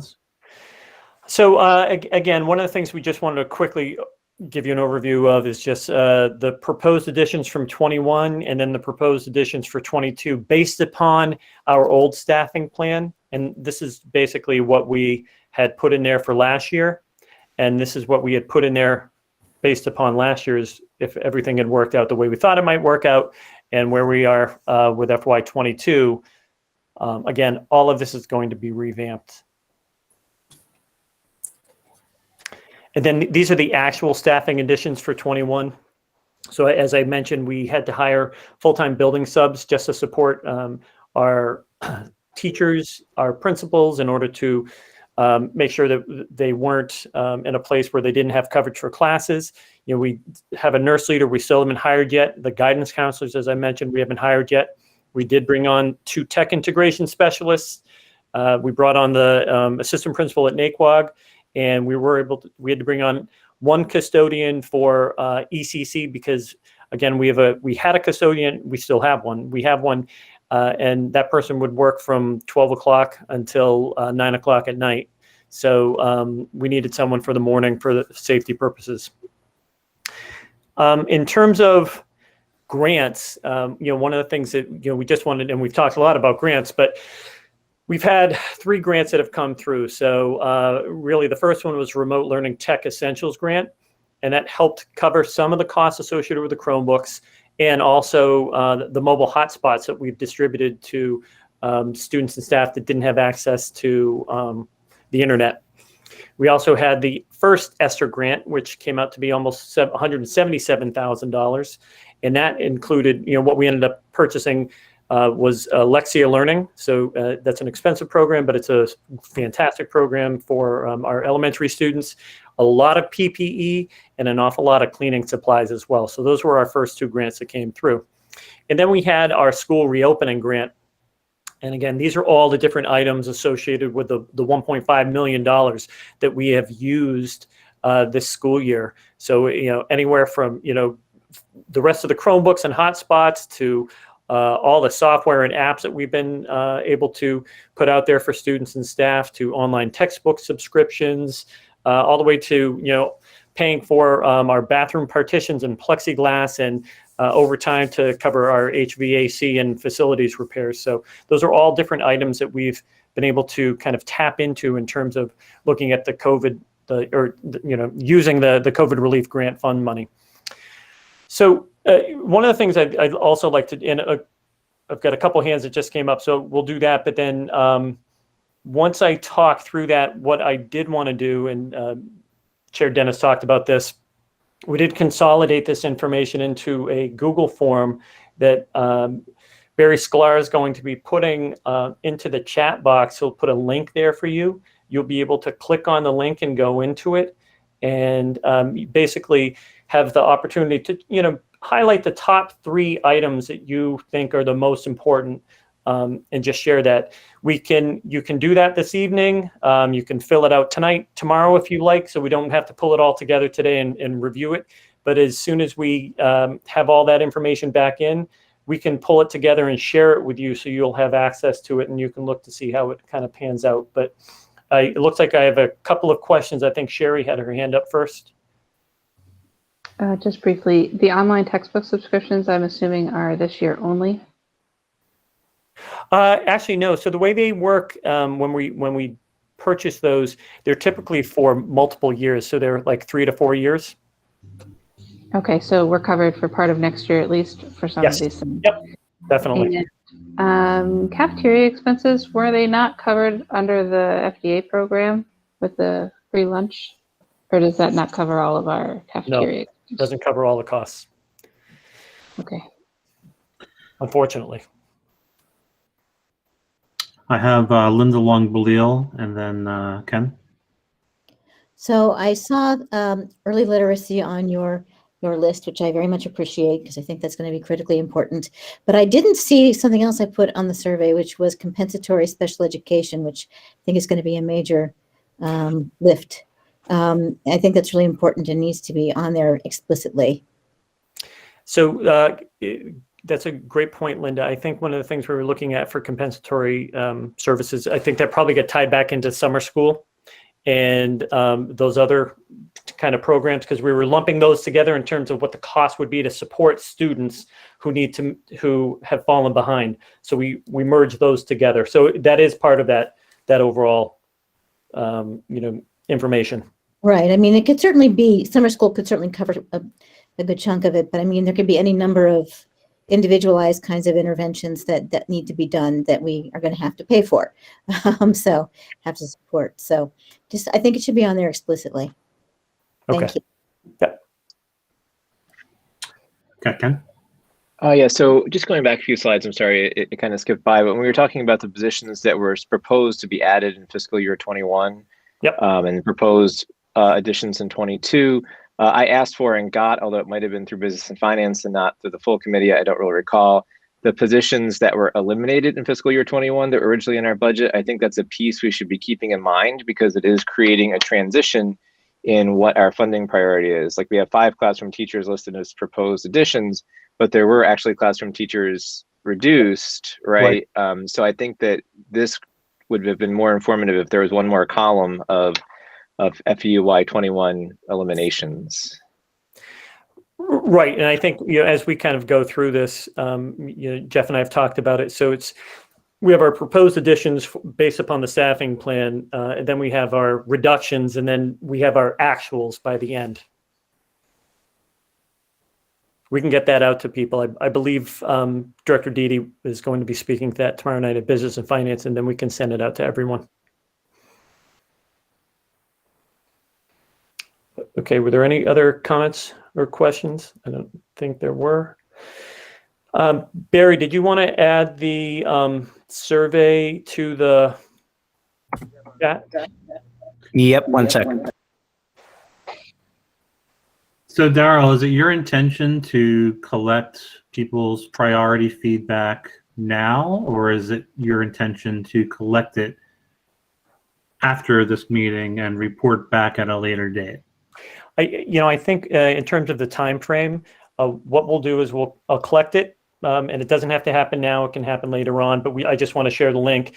Please fill it out at your convenience, and then share it back with us as soon as you fill it out. And Barry just put it up there, and then we can share the results with you when they're back in. Okay. Darryl, did you have anything else from a presentation perspective that you were planning to go over today? Well, those are the budget priority items.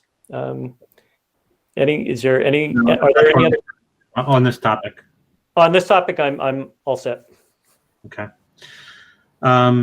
So between now and next week, which is our budget hearing, part of what I think what I'm hearing is a readout of not only the budget, but some of the underpinnings on staffing assumptions. I think I've heard some questions related to, inherent is what is our assumptions around what the number of students are going to be, the operating model that we're going to be using, and then based on this discussion, feedback from what the committee has identified as priorities through this voting mechanism that you had, and what the feasibility of those priorities are. Anything else before we move on? I have Malaya, and then if anyone else has something before we move on to the next topic.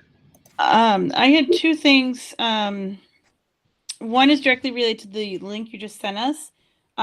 Is there a deadline, like tomorrow morning perhaps or something? Because I actually think I don't want to take up time now, but if we were doing it now, we would all do it. And we only had 14 responses to the last survey. So is there a deadline by which you need this, hopefully soon? Yeah, I'd love to have it finished by tomorrow. Okay. So my second thing is actually kind of more of a comment, and I'm sure I'll get to it more tomorrow at Business and Finance, but in general, I guess there's a lot of pieces of missing information, and I'm a little concerned about that at this stage in the process. I am hopeful that they will get filled in, but there's a lot of questions that certain things may depend on pieces of information we don't have yet.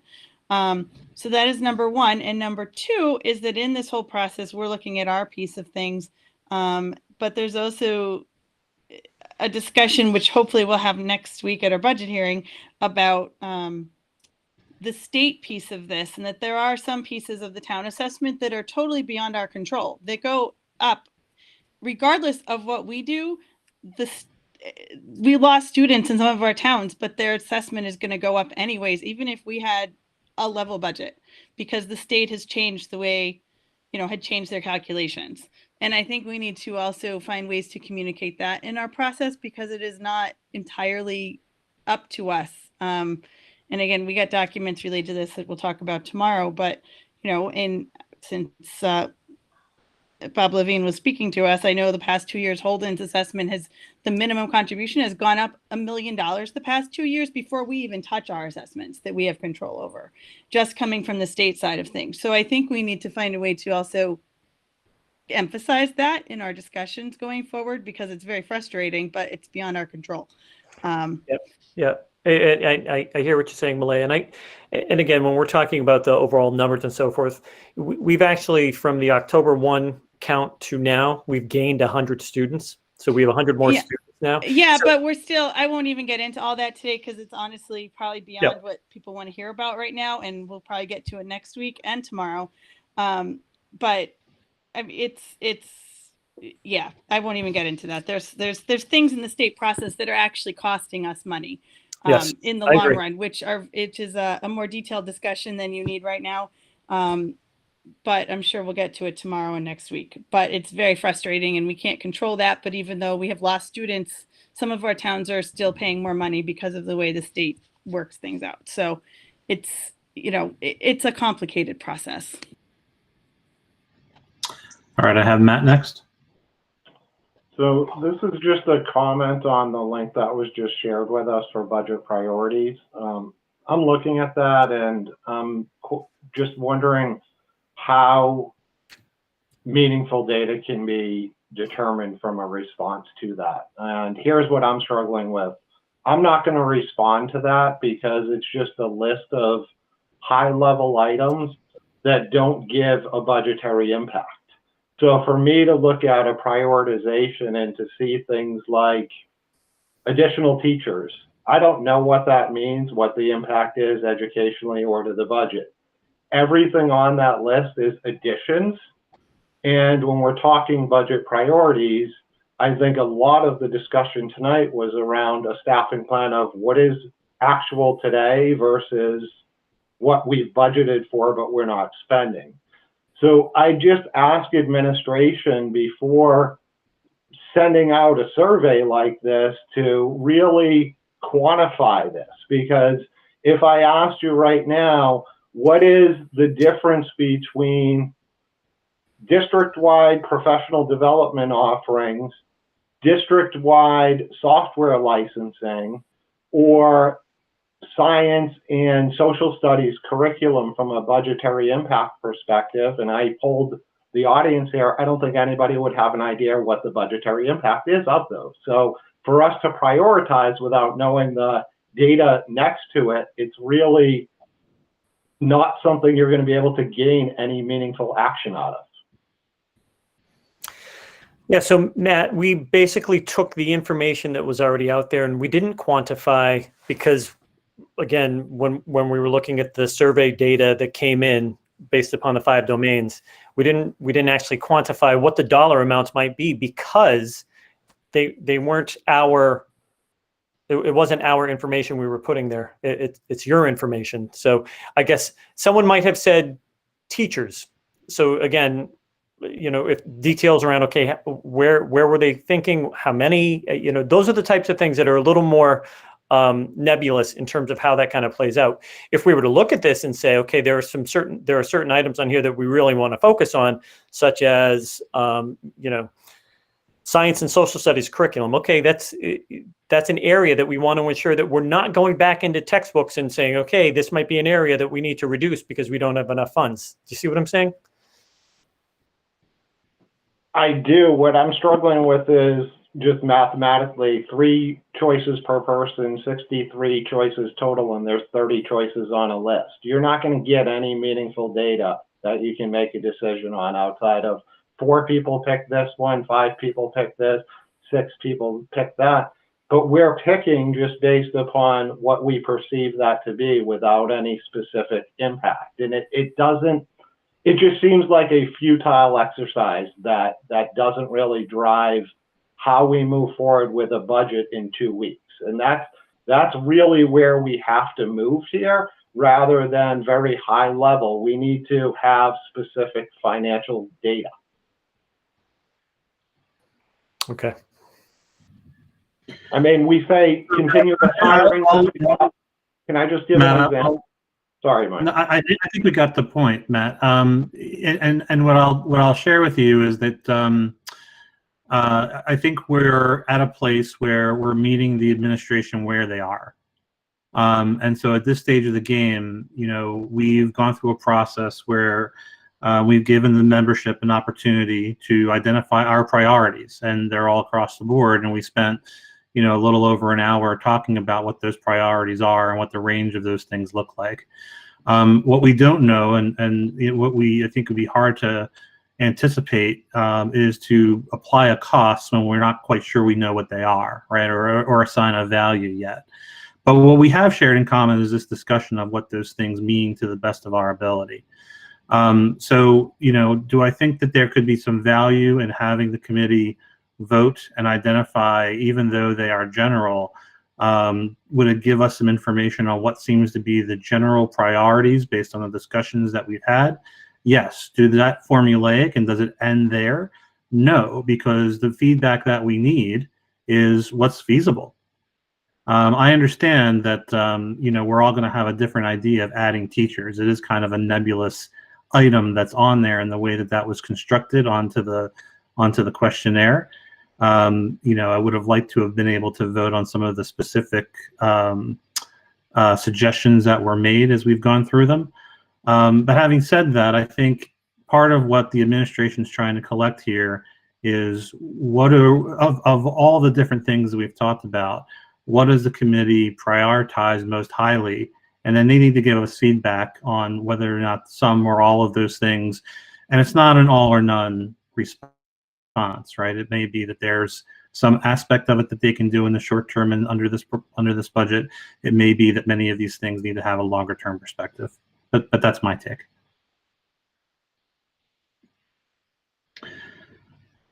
All right, we got a few other people have their hands raised. We have Mike, I'm sorry, Mike, and then Krista, if I have this right. So I don't see a huge value in this, but I'm not going to harp on that too much on the survey that we're doing.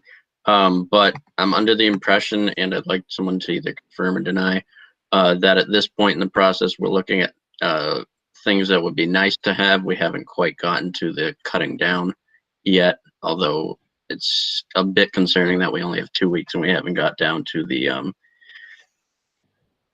getting our passing what we need and taking care of what we already have from last year as opposed to additions. But I understand that this is a kind of where we are in the process, correct?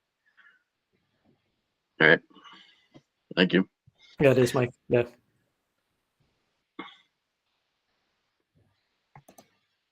And Krista?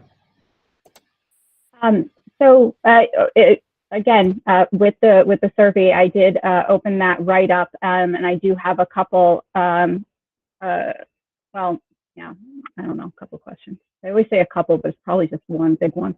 I'm noticing that when reading this, there are several items on here that are basically the same. So if we're saying that and we're supposed to be choosing what, like three off of this list, I just don't think that's helpful, because, you know, I could choose 4 right now that are the same thing.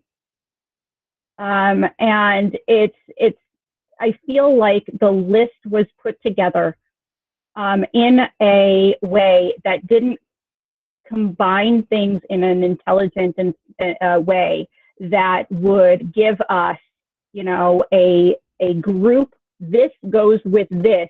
This is what you're saying here, and it's basically the same as this. This is what we need. For example, restoring positions, additional staff, additional counselors, and administrative staff. Like, that's all within staffing and needing the correct staff in the right areas, right? So those are 4, and I'm sure that I can find more in there that are combined with that. And I just feel like maybe, yes, you need this information, but is there a way, because you've had several comments about this list so far, is there a way that maybe you could put it together make sure that the areas that we even talked about tonight are combined in a way that we can address that by putting a check mark and saying, yes, this, I want this, and we know that this goes under all of these, or all of these things go with this heading. So Krista, when we put the list together, we were trying to be as, again, I wasn't trying to narrow it down to 5 different items or 6 different items, because I wanted to ensure that people, at least, we did our best, which is why I reviewed everything so thoroughly under the 5 domains before with all of you. So then you'd be able to look at this list after and be able to say, okay, and I do understand, but when we're talking about staffing, if it's just staffing, or are we looking at staffing of administrators? Are we looking at counselors? Are we looking? So there are layers associated with that. So again, that's why we pulled that out there. I think what we can then do once this information is pulled together is really assess and kind of pull it together into those different groupings after the fact. And then we can come back to you and say, hey, here's what happened. We had 5 people say this. We had 7 people say this. We had 14 people say this. And I think that helps tie everything together ultimately. Again, I think a couple people have mentioned this. This is we're trying to really hit the heavy priorities so that we can say, here are the places where we want to be able to maintain. If we get to add, fantastic. But I want to be able to ensure that we're at least focusing as an entire group on the areas that we feel are the most important for us to support moving forward.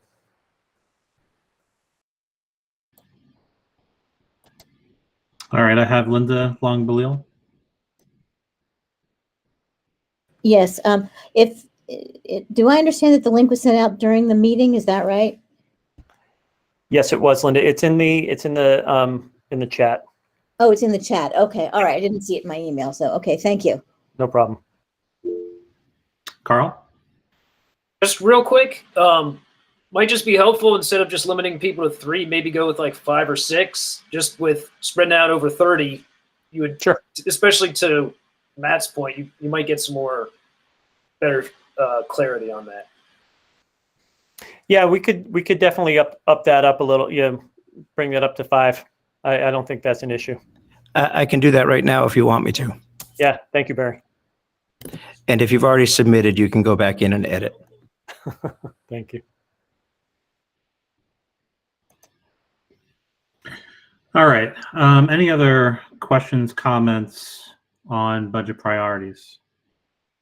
Well, yeah. Super fast. Well, it's really super fast, and you can't change this, but if we did this again, perhaps a ranked option would have been easier, because that would have given you qualitative data to go from and get an average that way instead of just how many people picked which one. So I'm not expecting you to necessarily redo it, but if you decide in 10 minutes you want to scrap the whole thing, that might get you a different kind of data that may be more useful in the future.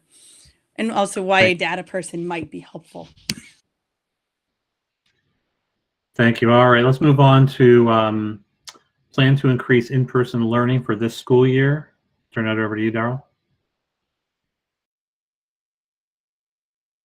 Muted. Darryl, you're on mute.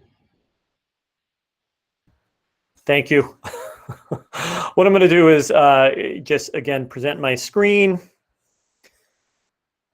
And I've got to go back to this first.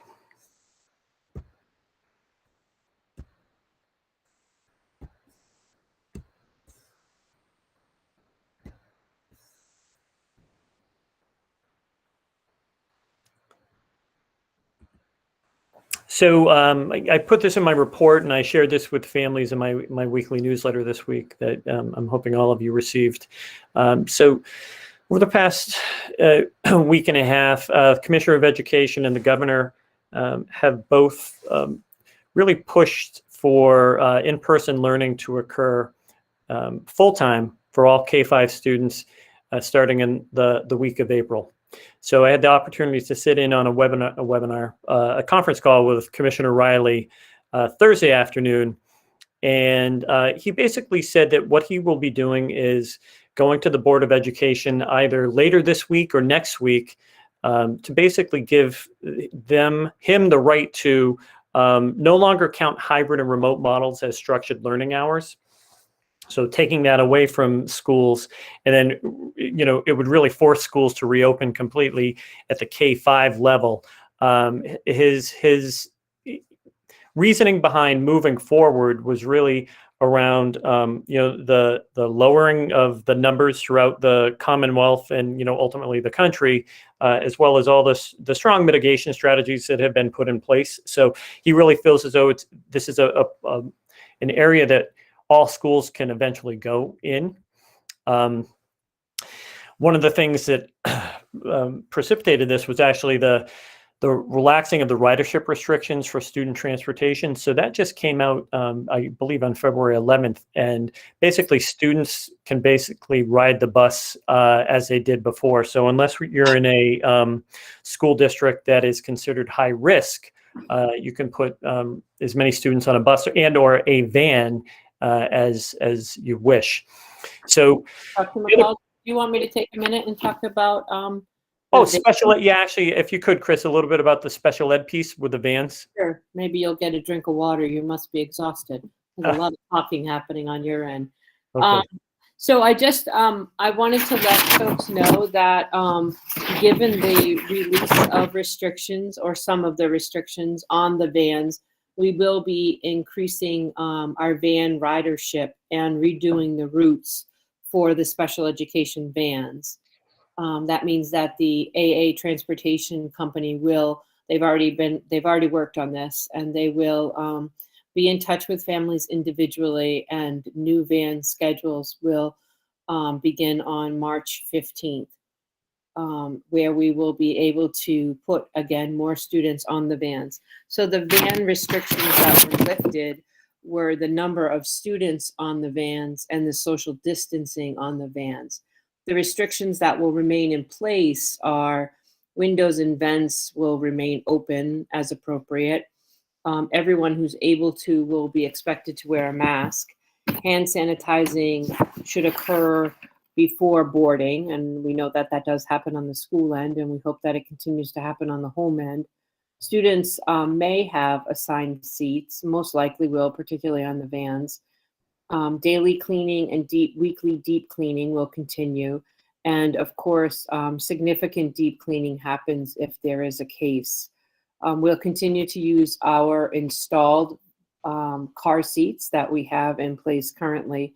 And again, a letter will be coming home and a phone call to individual families to let them know if their individual students' van assignment or van time has changed. And again, our expected start date for the new routes, which I know we've been through this many, many times together through our phased reopening, the new routes would begin on March the 15th.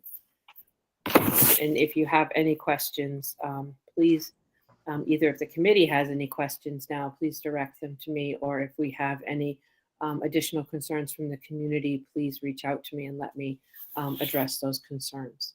Thank you, Dr. McCall. Thank you, Christine. I appreciate you jumping in there. The other large part of a discussion that we had with the commissioner last week was really the concept of social distancing at the 6-foot level all the way down to the 3-foot level. He continues to stress, and he did, continue to stress that doctors here in Massachusetts are pushing this as well. They really want kids in school, and the 6-foot to 3-foot distancing is very appropriate. And again, that's only in places where masks are to be worn. So cafeterias will continue to be at 6 feet. And again, that's a time when students have to take their masks off to eat to begin with. So planning steps to increase in-person learning. So since we have brought students back here in Wachusett for hybrid learning, some of the mitigation strategies that we've used has been, we've been able to maintain 6 feet of physical distancing in almost all learning environments. We have required mask wearing. We've followed hand hygiene protocols. We've had spatial barriers put up throughout bathrooms and in front of offices, desks, and office chairs. Following detailed cleaning protocols that have been put in place, we have CO2 monitors. We have airflow meters in all the schools, and ensuring that ventilation systems are providing 4 or more air changes per hour. And we have been vigilant about keeping track of that. And, more planning steps to increase in-person learning. So transitioning students from the elementary schools from hybrid to full in-person will really require us to do a couple things. One will be, we'll have to shift from 6 feet of distance in most classrooms to between 6 feet and 3 feet. There are classrooms where we can still keep 6 feet of distance because there are either a smaller number of students in the classroom, or it's a larger classroom.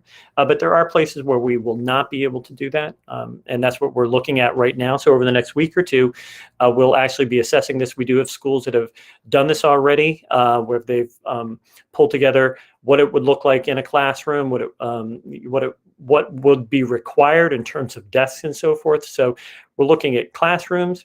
We're also looking at cafeterias where we do have to keep social distancing at 6 feet when they're not wearing their masks. DESE did say that they're going to update some guidance for all schools around that within the next few weeks. And again, that's a concern of all superintendents, teachers, parents, I think, in terms of maintaining that distance. And the other thing that we will be doing is sending a survey out to families so that we're able to assess which families are planning to return to full in-person learning.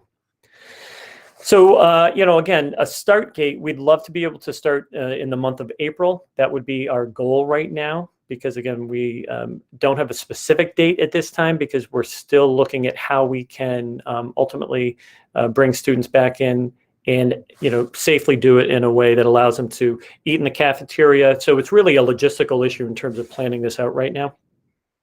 DESE and the Board of Education, they will be providing more guidelines and information to school districts soon. And, we're all very excited about this opportunity to have students back in the building. And it was nice to hear Mary Shepard, president of the WREA, talk about that earlier on during the public comment. I know I had the opportunity to speak with teachers last Thursday at a town hall that we held, and we talked about this process. We talked about how it might work, and I think people are very excited about returning to some sense of normalcy in some form or fashion. The other thing that we would continue to do is offer up the remote learning model for those students in cohort C that aren't, that don't want to, come back. They still want to remain out of school for the time. That's, again, that is something we're able to do. It's something that the state is allowing us to do for the remainder of the school year.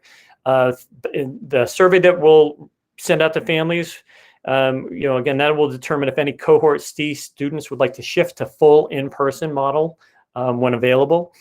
And, ultimately, one of the things that the commissioner did mention on his phone call the other day was that we're probably not going to be allowed to have remote learning as it stands right now in any of our school districts. Again, one of the things that we've been able to do, and we talked a little bit about this earlier, BINEX testing, and this goes along, this is a first step in the pool testing. These are actually the testing kits that were in Brendan's office the other day. This is not him doing it. This is a stock photo, but this is what it looks like. And in terms of the BINEX testing now, this is it's a rapid antigen test administered with a nasal swab. Testing's optional. All the tests were delivered last week. School nurses are going to be trained this week. We expect the program to happen very soon, hopefully by next week. And this is really the first step in the pooled testing. As I mentioned a little earlier, DESE will continue to pay for pooled testing as long as we start prior to April 18th. We had to start the BINEX testing first, and we're now looking at the feasibility of how pooled testing can be conducted during these next several weeks. So that's where we're at right now with our reopening for the spring. Thank you, Daryl. So there's a couple of hands that are raised in the chat. I did want to mention or ask. So the topic tonight is the plan to increase in-person learning. We did not receive a plan tonight. I hear that I hear you that you have aspirations for some sort of return at the beginning of April that generally aligns with the commissioner's plan for K-5. What we haven't heard is whether or not this is a phased approach, whether it impacts some or all students, and under what circumstances. So I guess I'd like to know, by when can this committee expect to receive a plan for in-person learning for this school year? Sure, Mike. So after we've kind of gone through all this, and again, I wanted to review this with everyone. We want to ensure that we are moving through the right process with the elementary schools. So I would like to say either by next Monday or the following Monday, you'll have a plan for the remainder of the year. Again, one of the things we're doing is we're looking at middle schools and elementary schools right now, where we're again, the cafeteria does become an issue. Director Didi and I have been talking about tents, utilizing tents outside for lunches and so forth. As the weather gets a little nicer, it gives us a little more flexibility. So I'd probably say in a week or two you'll have a plan laid out that will give us some more details about how this is going to work out. Again, some of this is dependent upon how the numbers play out. Some of this is dependent upon how this is going to work in some of the different schools. But ultimately, I'll give you a more defined plan of action next week or the week after. Yeah, I mean, it strikes me that if we have aspirations and the commissioner has aspirations for us to return at the beginning of April, it really needs to be on the low end of that range that you gave us. So something that we should plan for our agenda for next week. I have Sherry and then Linda. Okay, first to what you just said, please don't survey these parents before we have a plan in place. To ask them if they're going to bring their kids back or keep them home before we know how they're doing it is not right. I just want to clarify too, when you were talking about buses, I thought that you said we can put on as many as we want. Is that correct? They basically lifted the requirements, Sherry. Completely. Yeah. I mean, so when you look at it, so for elementary, they've lifted the requirements completely. So they've taken them away. As long as you're following, and Christine Only for elementary. Well, the mitigation. But for middle and high, if you are in a situation where you're not in a high risk district, you can still put those kids on the bus. I'm not as concerned about that right now, because again, the focus is to get the K-5 students in. Okay. My other thing, I really didn't have a great understanding of what the spacing looked like in the classrooms. I'm a visual person, and this past week I went to Naquag, I went to Glenwood, and I went to Central Tree to look and see what's going on and to talk to the principals about how they felt about the plans for possible reopening and where they thought they needed help, and where they thought they're succeeding and where they're having trouble with coming up. As far as spacing is concerned, they feel, in Rutland, they feel good about what they can do to bring everybody back. And that goes up to the 8th grade level. I know that DESE is putting forth K-5, but I don't see why we can't go K-8, at least in, from a Rutland perspective. I haven't talked to the other schools. As far as lunch is concerned, they feel the same way. And, personally, from the high school perspective, I haven't talked to Principal Biando, but right now they're not having lunch there anyway. So if we can get them back in the classroom, until lunch, send them home and do what they're doing similarly, but 5 days, I don't see why we shouldn't do that. Thank you. Linda Woodland? So I have two kind of sets of questions, two topic-wise. So I hope both are addressed. But the first one is a question about that survey, because, from a facilities point of view, I think that a lot of what we do for reopening depends on the physical constraints of our buildings. So knowing what the demand on the building is, I think we have a chicken or an egg situation when it comes to surveying the parents, to be honest. Because the more kids you put in, the less you can do 6 feet of distancing. And I want to reiterate very strongly that DESE and the state are going against CDC requirements or guidelines for 6 feet of distancing, even with schools. The CDC updated guidance also included that community risk is tied to successful school openings. So I am very hesitant to say that yeah, sure, we can go down to 3 feet in some instances, or we can go down to 5 feet in some instances, when the CDC is extremely consistent that say 6 feet minimum while masked, while indoors. So I just want to make sure that that's stated clearly, because DESE is not following CDC information. So that's part of it. I'd also recommend that, and actually I would like to make sure that the survey that's going out for parents, for the remote parents, does it detail that there might be times when their kids would be closer than 6 feet apart? Is that specifically in the survey? Because that's key information for deciding. It is. Yeah. Okay. Thank you. And then my last question is about the Binex testing, because it was my understanding that it's only to be used on symptomatic people. But if you're symptomatic, what are you doing in school? So what is the point? What is the point of this testing? I have to be blunt. And why wouldn't we just go straight to pool testing otherwise, outside of what the state provides? Because it's such a racket.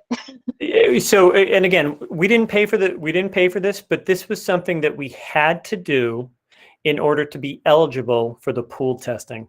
So the state makes you jump through certain hoops in order to do this. And Dr. Keenan, you want to talk a little bit about this? Yeah, just that it does have value because people do develop symptoms during the day that they don't have in the morning when they come in. And it actually happens pretty frequently. So it at least will provide us, to go to your analogy, Member Woodland, a layer of Swiss cheese in our layers here to provide another level. So I do understand what you're saying, but there are a lot of cases where people do come in and develop symptoms. Okay. I guess I would just, well, I can ask you more outside the meeting, but I was looking through the requirements and what's publicly on DESE's page about the pool testing. I'm having a hard time following this requirement of having the Binex first. So, but be that as it may, thank you for answering my questions. All right, I got Laura.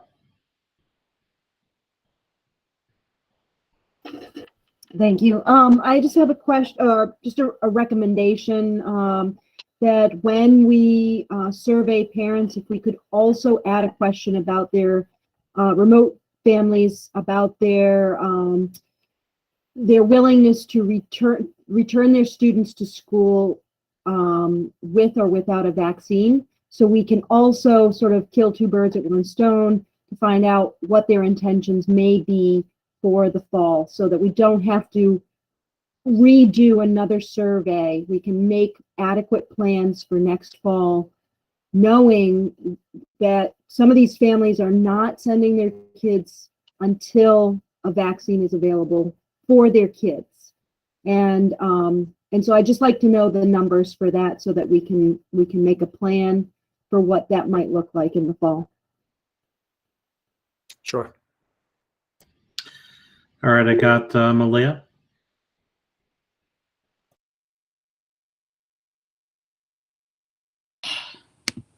All right. Okay. Thank you. I'm sorry. My computer weird. So, Member Woodland did mention one thing I was going to mention, so I will skip that part. But I have two questions. The first is that I will reiterate, because it just sounds from the testing slides you just showed us, it looks like we have a plan for the 6 weeks of the the rapid testing, the Binex testing we're doing, but we don't have a definite plan for pool testing after that, although we are hoping we will. So I guess I will reiterate that we need a plan for the pool testing, because even the commissioner has said that pool testing is available, and that's one of the things that makes us safe. And if we don't have a definite plan for pool testing beyond 6 weeks from now, then we have a problem before the school year is up. So we need to figure that out, one way or the other. My other comment, though, is regarding I have a quick question. Does the commissioner have a plan for if the board does not approve this authority that he's requesting? Has he talked about that? He's just assuming it'll be good and okay. Yes. I think it's important to clarify because the Attorney General has also raised questions about his authority to do so, and they have to sort that out. But it's not a done deal until they have the meeting and he gets granted the authority that he assumes he has. So for the public perception, I think it's important to note that, although we're assuming and we're trying to plan ahead as if it will get approved. But my bigger concern is that in the CDC guidance, which the 6 feet has already been pointed out, because that's all over that document. If you read that entire document, it is based on assumptions around, there are 3 or 4 things around community transmission and most of our state is considered high transmission areas according to the CDC document, regardless of what the state says. And there are specific, and hopefully that will change, but there are specific guidelines in there that the state guidance is currently in conflict with. There's specifics about whether you have athletics, which our state's not addressed at all. There's specifics about distancing. There's specifics about testing. But the distancing is really the biggest thing that's throughout the document. And I am in favor of certainly bringing students to school. I've advocated for it since April. So I certainly am in favor of that. But I currently have a bit of a conflict with the fact that our state is saying, I mean, how can you have 6 feet distancing in the cafeterias, but not the rest of the day? Like there's some conflicts and they're picking and choosing which data. So I guess from our perspective, I want to make sure that we are fully considering the whole picture and how to keep our students safe and everything in that document, not just the headline. Because the truth is, if you look at the detail of it, this virus has not gone away and hopefully it will drop and we will be in a more flexible category in a couple of weeks, even than when it was released last week. But there are things that the state has not addressed. And I hope in the forthcoming guidance they might, because I certainly think it's a positive thing, but we just need to make sure that we're following that. And, you know, some of it's out of our control, but some of it's not. And the fact is the state does not agree. The state guidance currently does not agree with everything in the CDC document. So from our safety perspective, I want to make sure we don't overlook that and pick and choose. Just because I remind you of when DESE opted not to close schools last year on the first day. Took them a week to close schools across the state, even though every district in the state had. There was a conflict. So I think we're ultimately responsible for the safety of our students. And hopefully we can find a way to do this, because I certainly think it's a positive thing. But I think we need to, I see one of our members rolling his eyes. I don't appreciate that. I really think that we need to just be cognizant of our safety of our students, and that there have been times in this history that DESE has not made decisions in the beginning that are in the best interest of students. They've left them up to the districts. And now they're trying to make one, which is fine, but we are still responsible for the safety of our students. So I just don't want to overlook those things in considering where we go. Thank you. Let's move on to Melissa. Hi. I just have, I think, 3 things. The first one is I have huge concerns, of course, about the 3-foot distancing.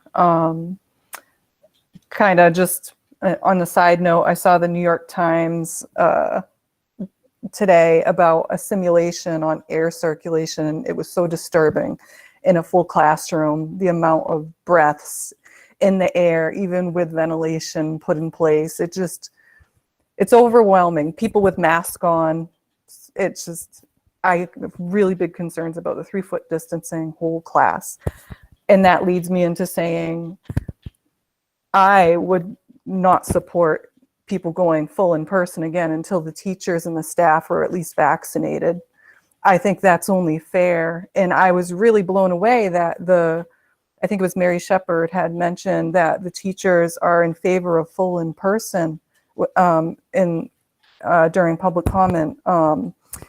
I was curious as to how that came to be, that why are they in favor right now of full in person? That was really kind of blew me away, considering there's no vaccination date or anything for teachers and staff. And we're already having trouble staffing schools still, right? Am I correct?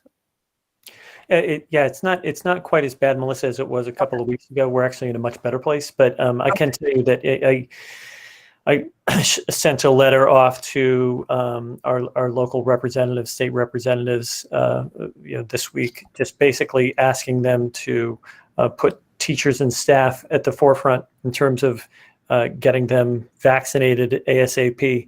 And I mentioned that today at my Board of Health meeting, when I met with the 5 towns, just said, if there is any way that you have any influence over this, we really need to get kids back in school. And I think it would just help, teachers. I think it would help staff to just feel better about having that immunization prior to, again, getting into the classroom with students. They're already there. I think that's part of it, Melissa. They're already in the classroom with students coming through. So it's just more students. And I did see that simulation last night. I looked at it. I went through and watched the entire thing. Yeah. And, if people, it's definitely worth watching because it just shows the different layers and how everything breaks down. It's a really nice kind of 3D visual. Are the teachers more so looking to do full in person because the hybrid remote whole thing is just burning them out? Or are they just throwing their hands up and saying, let's just get back into class because this is just so much right now? I think that's probably part of it. I think people just want a level of normalcy that would be really nice to have. And I think people are just, we've been doing this now for a year or so, and I think it's a challenge right across the board. So I think the faster people feel like, okay, can we get back to some sense of normalcy? Kids are still going to have to wear masks. We're still going to have to do hand hygiene. We're still going to have to do, follow all the different mitigation strategies, but it'll look different when everyone has their shots. And my last thing, one more thing, as I haven't spoken at all.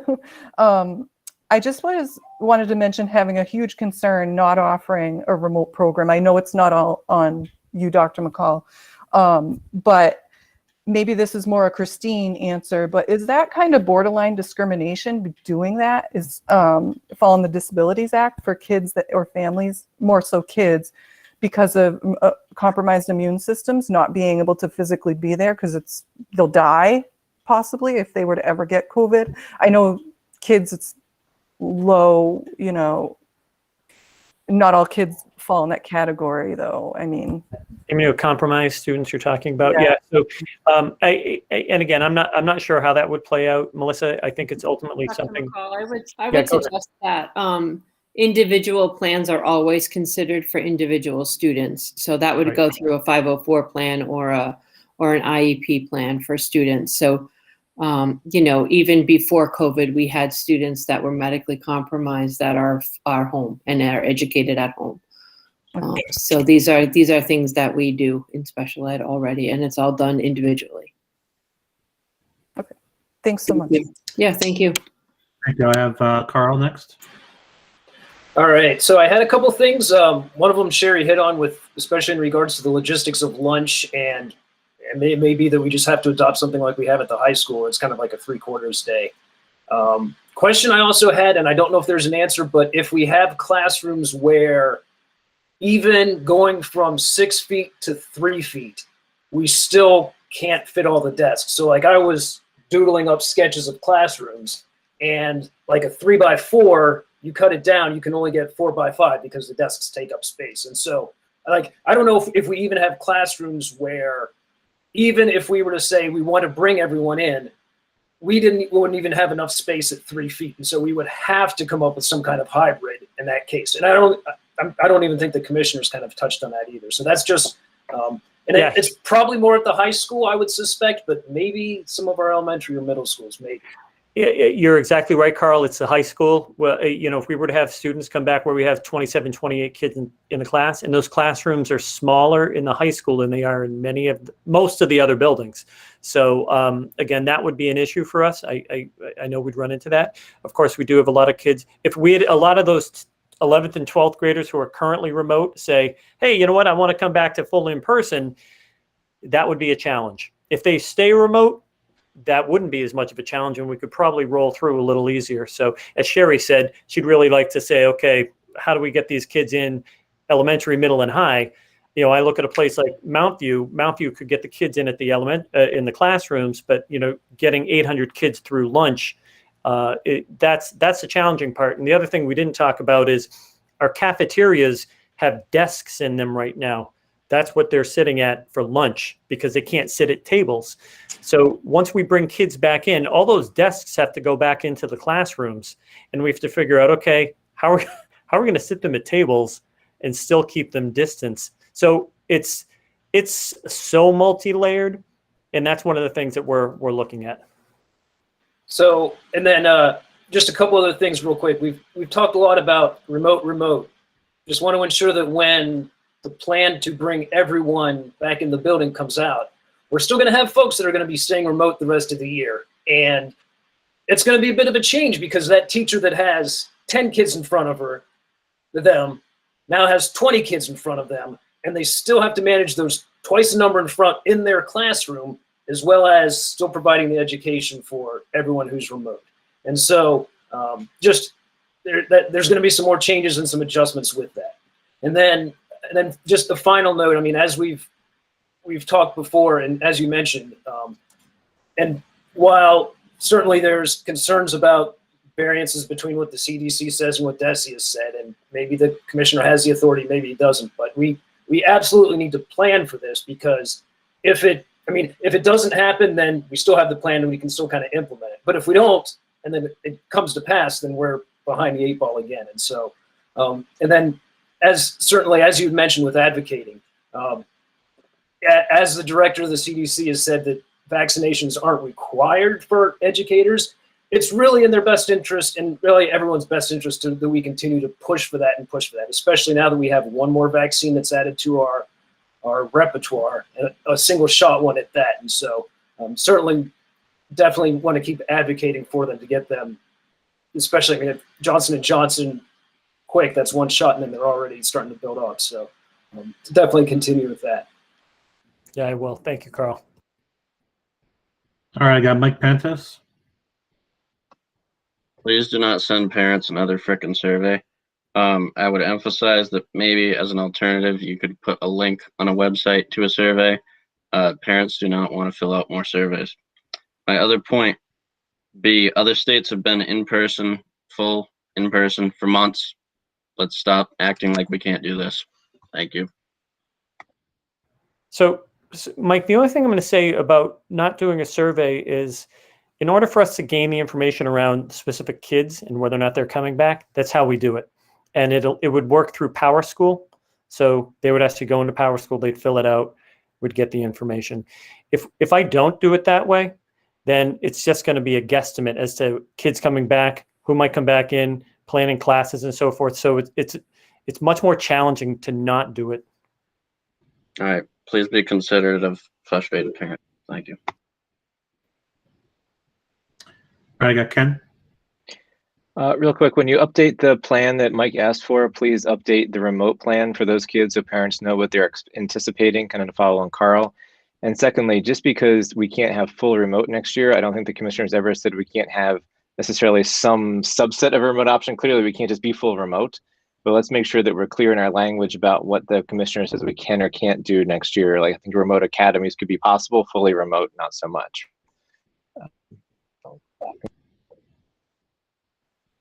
Sounds good. Linda Long-Balil. Yes, 2 things just quickly. I understand that parents are feeling survey fatigue, but I certainly understand also that there really is no other good way to get the information that is needed for planning. So another survey is necessary. Secondly, something I've been wondering about for a while is why can't kids eat in the classrooms? Could you explain that, or is that a possibility? Yeah, so let's just say we're in classrooms and we have, it's going to be challenging to fit kids in a classroom and still have 6 feet of distancing in between kids. So we'd have to move it closer. And then once we move closer, we can't have the kids taking their masks off and eating. I guess one thought I had was, could some of the kids go to the cafeteria and some of the kids stay in the classroom? I guess that was a thought that I had. Yeah, that could be a way to, again, that can be a way to do it. And then we have to look at how we staff that, because again, what we typically do is everyone comes into the CAF and we've got an administrator and maybe one other person. They're typically maybe 2 people, at best 3 people watching a cafeteria filled with kids. Teachers eat their lunch while the kids have lunch, so they have their, so it's a balancing act. Okay. We talked about that as well, Linda. Okay, thanks. All right, I have Matt. I just want to make sure I heard something right. It sounded like earlier we were talking about increasing the amount of students on buses starting March 15th. Did I hear that accurately? Vans. Okay, so with that, I would presume that that would mean that we are going to use fewer vans if we're adding. So are we looking at bringing more kids back to school March 15th, or are we, what's the impact of that? Are we looking at a financial savings?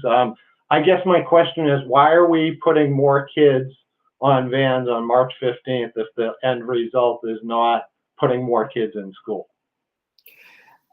Matt, right now we have over 100 students, special education students, that are not using the vans.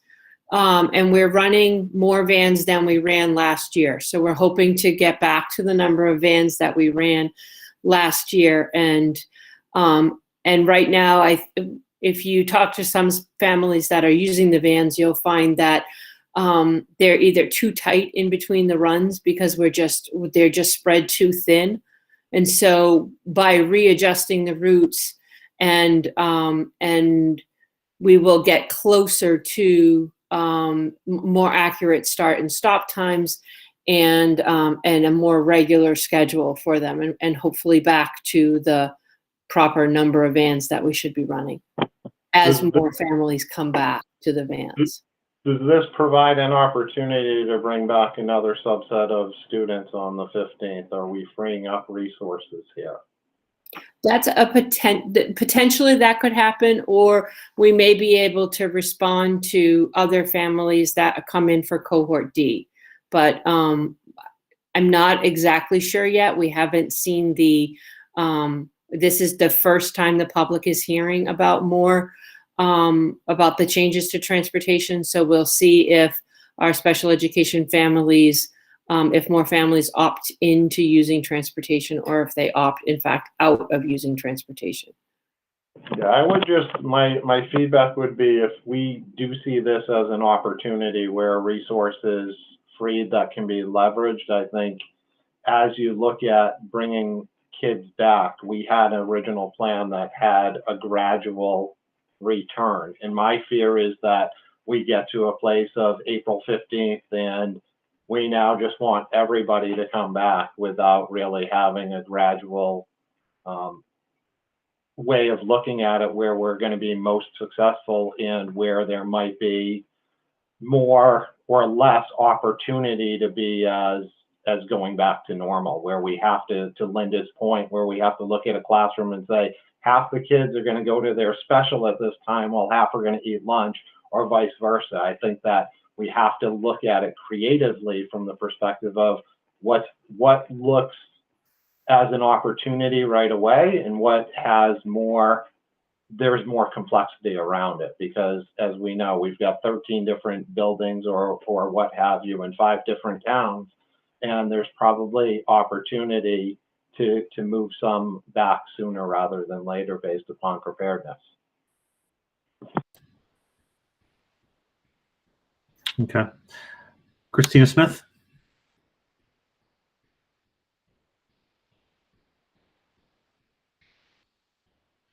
Christina, are you still there? All right. Sherry Haber, you have a point of information to the chair. Can you hear me now? Yes. Oh, this is Christina. Can you hear me now or no? Yeah. Yep, I can hear you. Go ahead. Can I go now? Oh, all right. Go ahead. Sorry, I had my speaker muted and didn't realize it. So I agree with what Member Lavoie was just saying about thinking outside of the box and creativity. However, I'm thinking about the lunchtime and what Member Longbelial was asking about, and I just see that riddled with problems. Talk about complexity, supervision issues, trash issues, students getting their lunch versus buying their lunch, rodents, pest problems that couldn't come up. Those are all kinds of problems that we might have. Allergies, hand washing. I just think there's so much to look at with the lunch component. Also, I think our cafeterias and our gyms usually have better HVAC because they hold more people. And so I'm concerned about the droplets in the room, like, and what would happen after eating, and that there wouldn't be time for those to kind of clear out while kids go back to class in that room. With the buses, gosh, this is just so confusing with what the commissioner has done with this. Here we are talking about a 3 to 6 feet in the classroom. The bus, it's like all bets are off. And even though the window's open, that's going to make it better. I'm concerned about making sure that we have assigned seating on these buses, especially for increasing capacity. For I know we talked about that with the vans and such, but on our big larger buses as well, that we need to make sure that we're being very careful about that in case we have an outbreak, so that we can control that. Again, that pooled testing is going to be really important to us. Thank you. So Christina, I'll just jump in real quick. I did meet with the building principals last Friday. I met with the elementary principals and the 2 K-8s, and we talked through just the busing, with more students on, with the contact tracing that would have to take place. So we're working with AA Transportation, making sure everything is set in terms of having assigned seats, because again, bringing more kids on there, we have to have assigned seats. It's been easy because we do have video, which allows us to basically kind of not have to worry about that as much when we have had to do this a couple of times, but it's still a long drawn out process. So that will happen. I agree on the pooled testing. It's, definitely something that we're, looking at, putting out there. The Binex testing, again, as I think someone mentioned, it is something that is only for adults and for kids. Because again, because we've had adults get sick in the middle of the day in our district. So same thing, they could go down, get a swab real quick and kind of find out what's going on. It will ultimately be helpful, but we're going to continue to kind of push the pool testing possibility as well. With that Binex testing, Daryl, they have to then follow that up with a PCR test, right? It's just, just that antigen testing. With the cafeteria lunches at the high school, and they're probably doing this at the elementary level and middle where they're eating lunch. But I mean, we'd also need assigned seating for that component, that would be challenging. I'm sure you've already thought of the complexity there as well. Exactly. All right.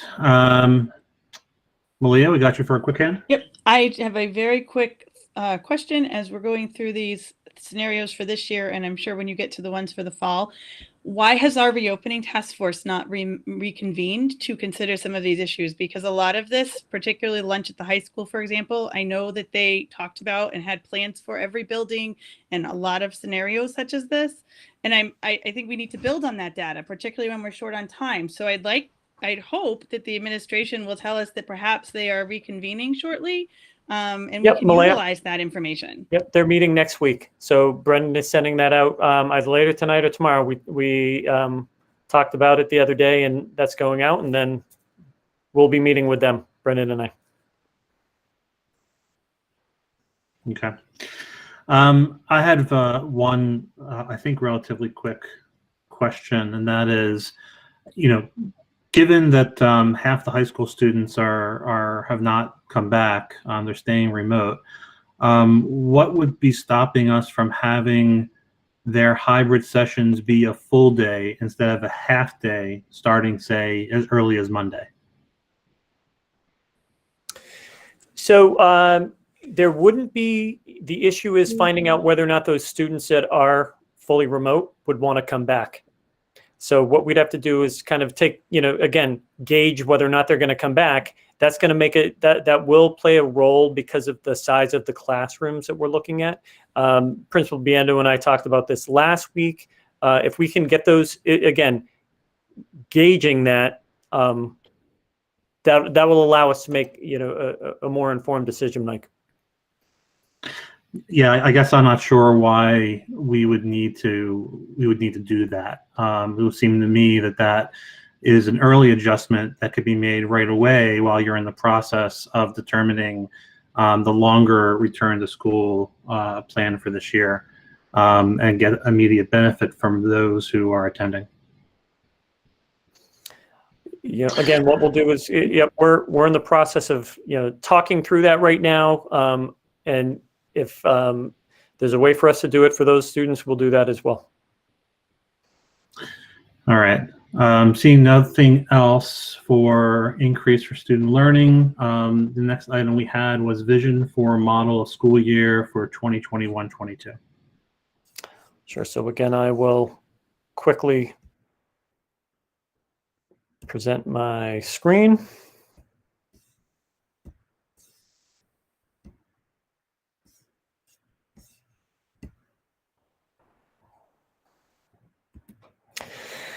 So really the vision for next year for September is for all students to be back full in-person learning. With the continued mitigation strategies that we put in place that are recommended by DESE, all the different things that we're doing around PPE, hand washing, air circulation, and so forth. So again, what we'll do is we'll assess how our spring reopening goes. As we kind of go into this process, we'll gather feedback from administrators, teachers, families, and students to really inform planning around the fall. And then we're going to work with our reopening task force, as Malaya, asked about. Our first meeting will be on the 22nd of actually, is it? I don't think it's 3/22. I think it's supposed to be next week. So that's the wrong date. Additional plans for 21-22. So we're going to continue to monitor network demands and expand for the infrastructure and internet connection as needed, because again, we're still going to be dealing with some remote aspect of what we're doing. Provide additional equipment, applications, and software as needed. We'll provide training to staff in the form of PD, workshops, district-funded courses, individualized instruction, especially with our instructional coaches, and begin the process developing our next strategic plan. Those are the main areas that we're really looking at to move forward for next year. So the vision for September is to have students in school, in place. My understanding is that because there will not be an immunization for children yet, I don't think that's probably happening until 2022. Students would still be required to wear masks. We'd still be washing hands. There would still perhaps be some type of social distancing in place. And we'd continue to go through a process where school probably looked maybe 85% normal, 80% normal, but students would all have the capacity to be in school all day long. Thank you. Any comments or questions on this topic?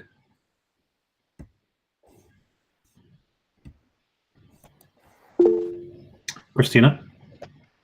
Just on the last comment about the 85% normal kind of thing, that school would look like that. I guess one of just being we all know that I'm a teacher, and one of the things that strikes me about being at school right now is that things are so far from what normal would be, not just because kids have masks on, not because, we've always sanitized and physical distancing. It's just very odd to see kids not close together. But one of the things that really is so different is how you can instruct students.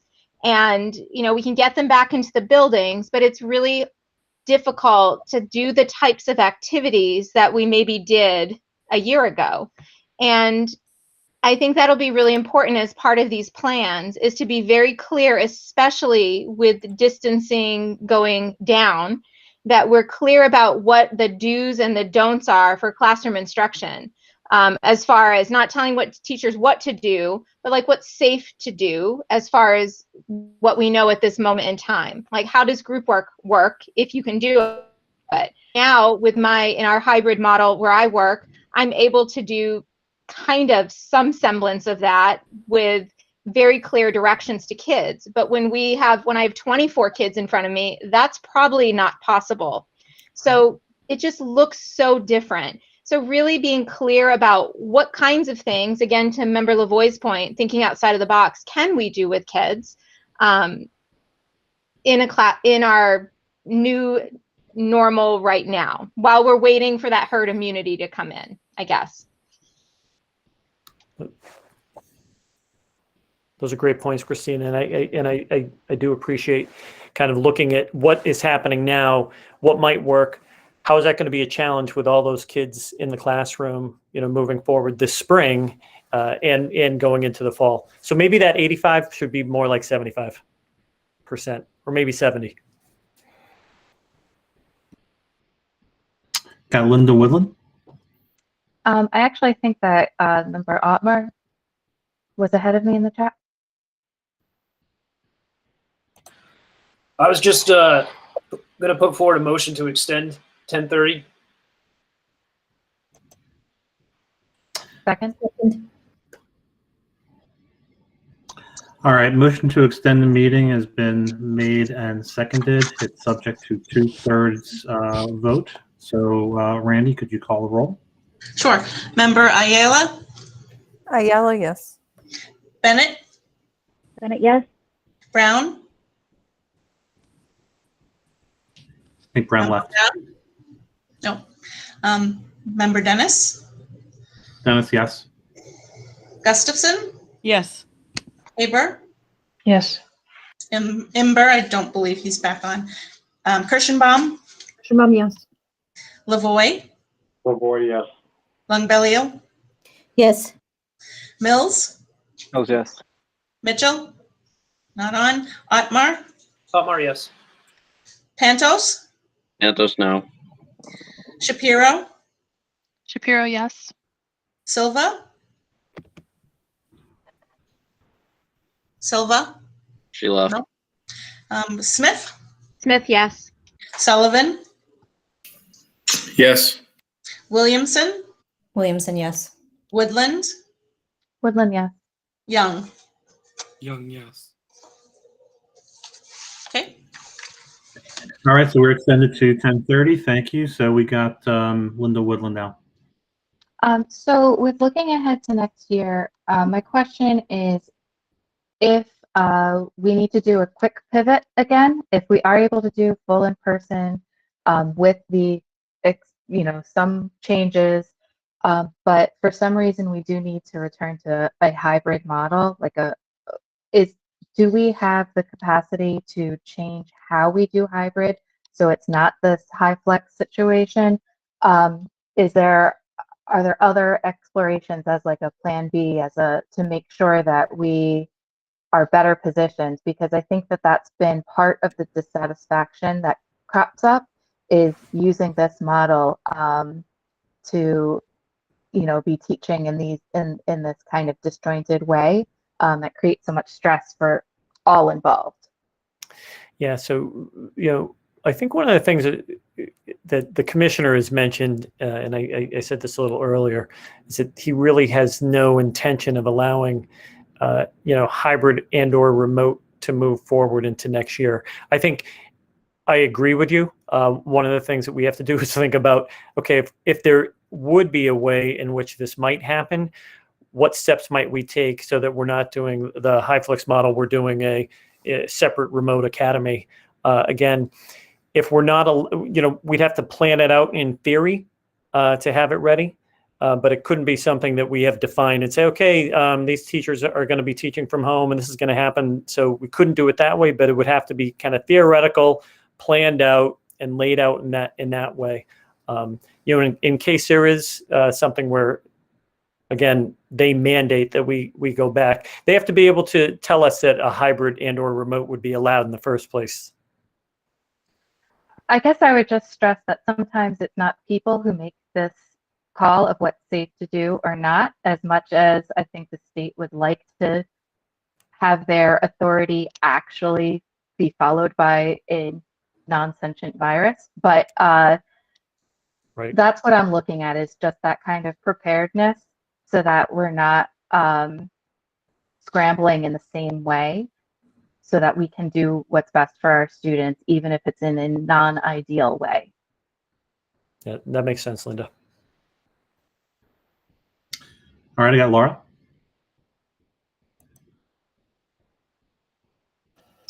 Thank you. I would just want to echo what Member Woodland was saying about some other option besides the high flex if we intend to offer some sort of remote academy or some sort of remote option for even just a small cohort. I think thinking sort of outside the box, making sure that we leverage some of the teachers who maybe have harnessed the technology really well and provide them with an exclusive section or two of remote students so that they're not also working with in-school students at the same time, I think would be a way to provide a better opportunity, a better value added for that cohort C, even if it is, small. But that's where I think the survey is important, to know who intends to stay remote until a vaccine is available for students.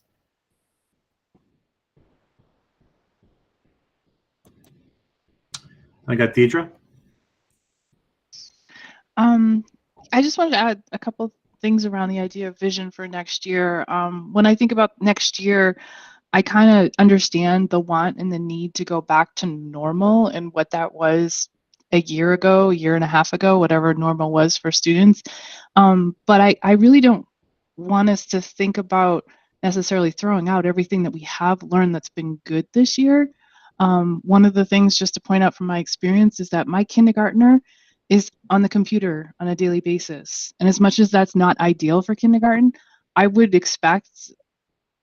surprised if as he goes into first grade next year, that he never touches a computer again. Okay, so just kind of thinking of it in that way of like, how can the teachers now incorporate what they've learned and what's been good about using the technology at the elementary school level, at least, because I know we have the 6 through 12, Chromebook program, but looking at the elementary school teachers to kind of embrace what they've learned and what has been good and continue with what's been good with using that technology with these younger kids.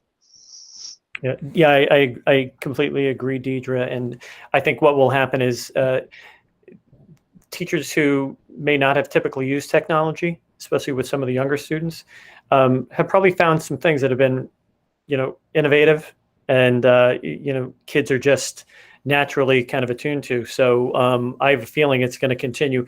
And please remember, the elementary schools still have Chrome carts, and we're replenishing those. There are going to be lots of opportunities for students if need be to use technology at the early elementary levels.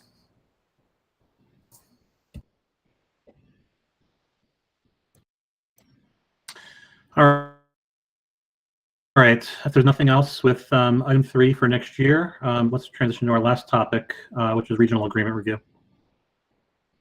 Daryl, can you give an overview of that topic? I think you're on mute there, Daryl. I apologize. Sorry. I'll just talk through this. So regional agreement, again, this is something that we are, as a district, we need to look at every 5 years. What Member Dennis has done during management, he's pulled together a subcommittee. So the subcommittee's been defined, and the role of the subcommittee is really to review the agreement, identify district and town priorities, hold a public hearing. There will be a draft and review of the agreement, and then ultimately the agreement needs to be submitted to the towns for approval at town meeting. Member Mills is chairing this subcommittee. Ken, did you want to add anything to that? I mean, we're going to meet on Wednesday to discuss these things. We need to talk about a timeline. I mean, getting it by this town meeting seems optimistic, but we'll talk about how we can think about doing that. It might have to be a special town meeting, but we'll discuss timeline. We'll want time on an agenda of a future school committee meeting to hear from members about what their priorities are for that, including, at least my personal one would be thinking about reducing the size of the committee, but to hear what the committee has in mind for things to change. But we'll discuss that on Wednesday, and we'll have a structured conversation, like hopefully about what we've thought about, and get input on what folks think about those things, and then what other things folks might have in mind, maybe like we did tonight. in the future. And yeah, so the committee will meet on Wednesday, and we'll be able to talk more about it after that. But we will have to move pretty quickly. Thank you, Daryl. Thank you, Ken. And I want to thank you and the other members who have agreed to step forward with this. This is a process that ordinarily we would have started probably in the spring. And we're finding ourselves in an extremely compressed time frame to conduct a proper review, not only internally but with the towns, with the public, and to be able to hold a hearing. And as Ken mentioned, we'll have to see whether or not we can do this work in time for the existing town meetings, or whether a special town meeting will be required. Any questions, thoughts, or comments? I saw Linda Long-Balil has her hand raised first.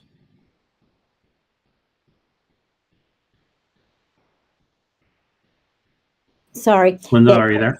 I answered my question. I'm all set. Thank you. Super. Okay.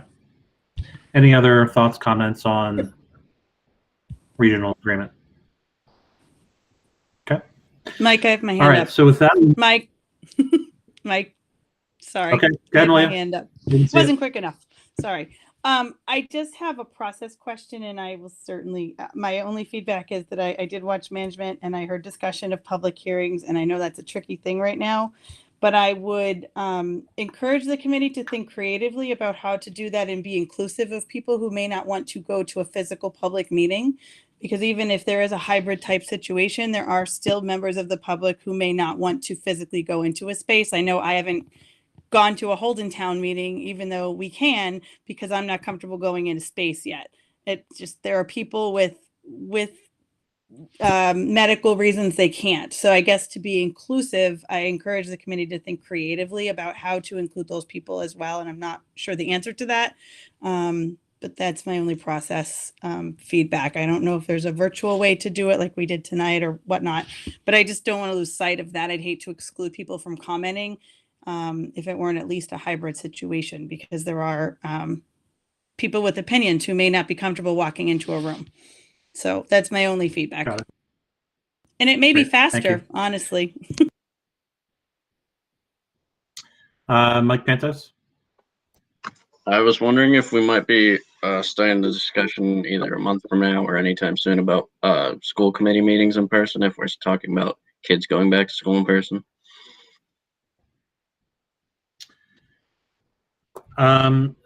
So the question on school committee meetings, I think at this point we are at least asking the administration to tell us what may or may not be feasible. So this is not an item that's intended for us to discuss in any detail tonight, but we are at least asking the administration to identify what is and what is not feasible, with no particular time frame in mind at the moment. Thank you. Anyone else on this? Seeing none, let's move on. There is no unfinished business. Under Secretary's report, without objection, I'd like to hold over on executive session meeting minutes until our next executive session meeting. That would leave us with items on the agenda G, H, and I. I'd like to take those together and without objection, accept the motion or accept the meeting minutes under unanimous consent. So moved. Hearing no objections. I think without objection, we're going to accept those under unanimous consent. I'm sorry, I meant to include K. So this is special meeting G, regular meeting under H, special meeting under I, regular meeting under K. Again, hearing no objections, we'll accept those under unanimous consent. Next item, Treasury Report financial statements. We'll go to the Treasurer's Report, but there is a meeting of Business Finance tomorrow night. Certainly reach out to Dan Dede. Under committee reports, I'll be brief. Under Management Subcommittee, we did meet last week. We spoke about a number of the things that we mentioned earlier, in particular on regional agreement. as well as how we're structuring some of these items going forward. I'll go down the list. If you have something that you want to share or don't want to share, don't feel that you have to at this point, but if you have an update you'd like to share, feel free to do it. Education Subcommittee with Christine. Yes, we met last Thursday. We talked about budget priorities, specifically looking at the technology plan, the staffing plan for the district, the textbook plan, and we took a look at all of those items. So that was pretty much what we did at our last meeting. And we're meeting again our next meeting is on Monday at 6 o'clock prior to our meeting here. Great, thank you. If somebody has a question as we go through along, just ping in the chat and we'll stop. Otherwise, I'm going to move forward. Business Finance, we'll turn to you, Ken. Tomorrow night we're meeting, so we'll have a report next time. Sounds good. Legal Affairs, I know Scott left. Carl, is there something that an update you want to give? Just our next meeting is on the 10th, so a week from Wednesday. We'll have, after that, we should have, we should be able to talk the para MOA as well. So that we should be able to kind of talk that after that. Good deal. Thank you. Superintendent Goals and Evaluation, Matt. Next meeting is March 22nd. Thank you. Facilities and Security, Adam. So we met on the 16th. We discussed a whole lot of stuff. It was a big meeting. Some of the key items were the updated CDC guidelines, status, issues, and successes of the hybrid reopening in January, some of the IT and tech issues people have seen, and just to note, just before, I believe it was the week before that meeting, over 200 computers for teachers had arrived, desktops, which are much more powerful than what they had and significantly more powerful than the Chromebooks that a lot of them have been using. Also, one of the things that, in the meeting we said we wanted to talk about, or at least for me to say in this meeting, is we wanted to recognize just the huge effort and the progress that had gone on throughout the whole district for all the HVAC maintenance and improvements.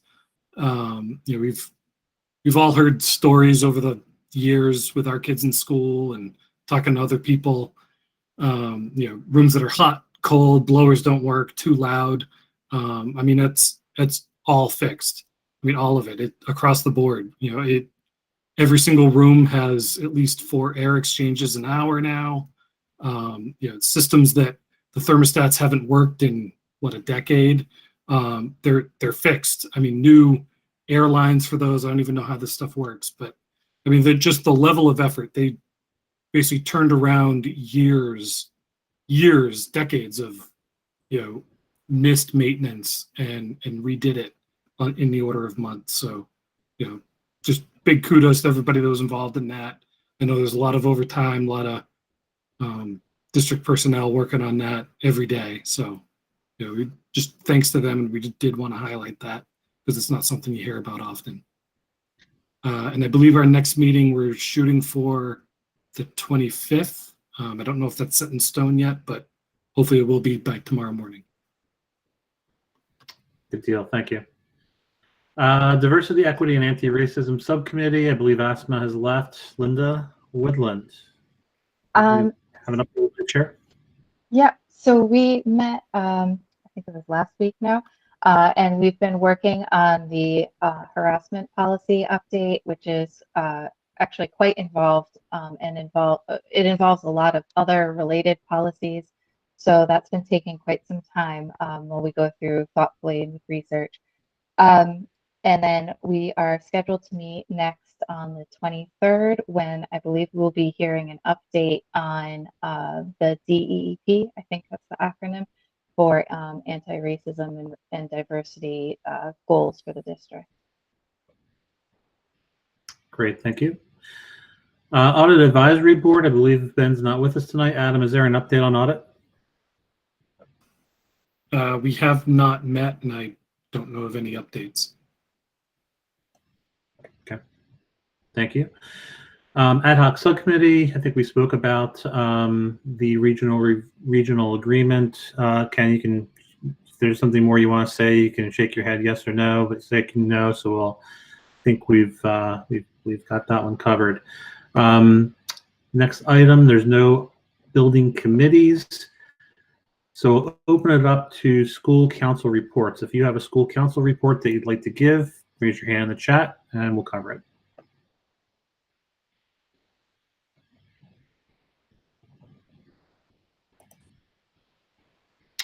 I got Sherry.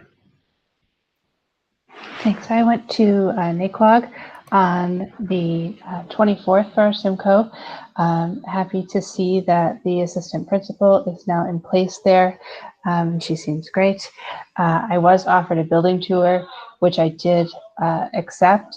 And I was thrilled to see how well the kids are doing, how well the teachers are doing with the kids.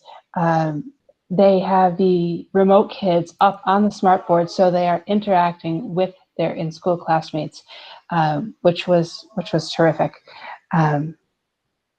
Yeah, and of course they have all the usual NAQUAG things going on, from bingo to 100th day of school. They're really doing well. Awesome. Thank you for that. Any other school council reports? Not seeing any. Next item is our second public hearing. I have not seen anything come through, request to speak in our second public hearing tonight. Barry, you can tell me if I'm incorrect on that. Next item of business is new business. Does any members have, or do any members have any items of new business they wish to be taken up at a future school committee meeting?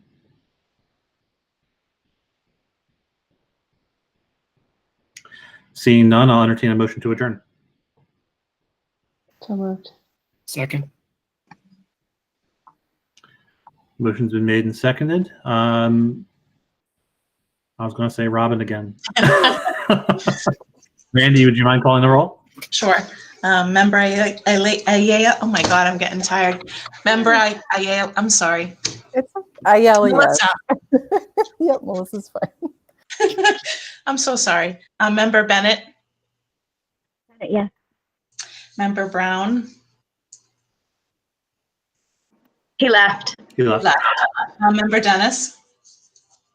Dennis, yes. Gustafson. Yes. Haber. Haber, yes. Kirschenbaum. Kirschenbaum, yes. Lavoy. Lavoy, yes. Longbelial. Longbelial, yes. Mills. Mills, yes. Otmar.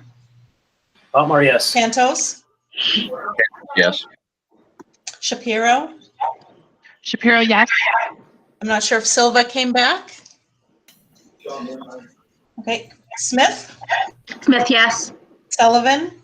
Sullivan, yes. Williamson. Williamson, yes. Woodland. Woodland, yes. And Young. Young, yes. Okay. Thank you. Our meeting's adjourned. Thank you, everyone. Have a great night. Thank you. Good meeting. Thank you. Thank you.